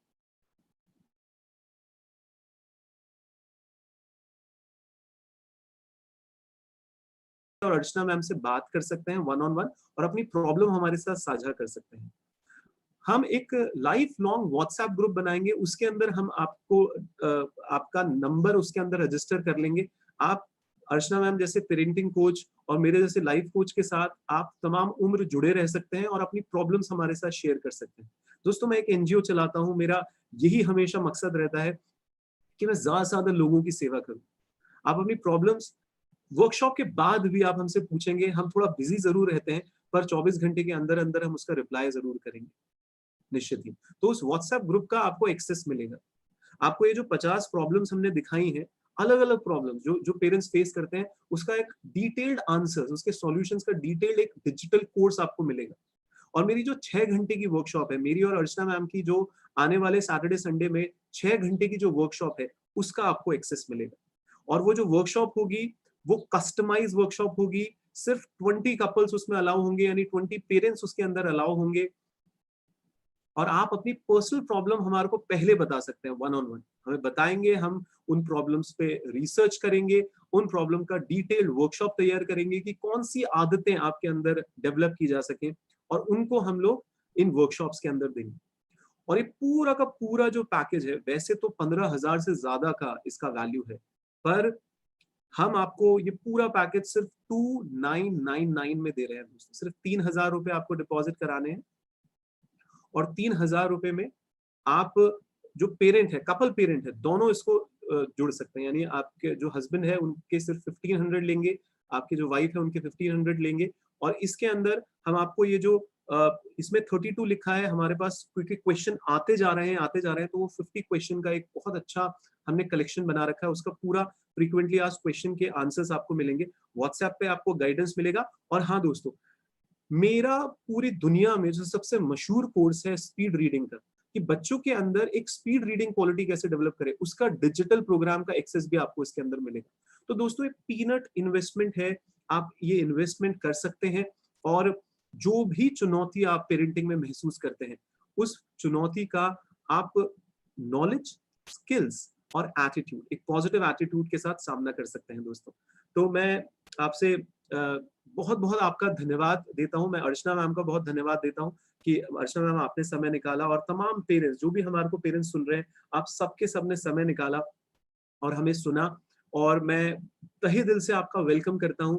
आप हमारे साथ जुड़िए और इस पेरेंटिंग वर्कशॉप में पार्टिसिपेट करिए। निश्चित ही जो आप हमें देंगे, उससे 10 गुना, मैं आपको पूरी गारंटी देता हूं, उससे 10 गुना से ज्यादा आपकी जिंदगी में हम परिवर्तन लाने का प्रयास करेंगे। बिकॉज यही हमारा उद्देश्य है, यही आदि गुरुदास का उद्देश्य है, यही लाइफ शिक्षा ऑर्गेनाइजेशन का उद्देश्य है, और इसी उद्देश्य को हम निरंतर चलाते रहते हैं अपनी जिंदगी के अंदर। बहुत बहुत धन्यवाद दोस्तों, बहुत बहुत धन्यवाद। कोई और भी अगर आपके पास प्रश्न है, आप लिखते रहिए।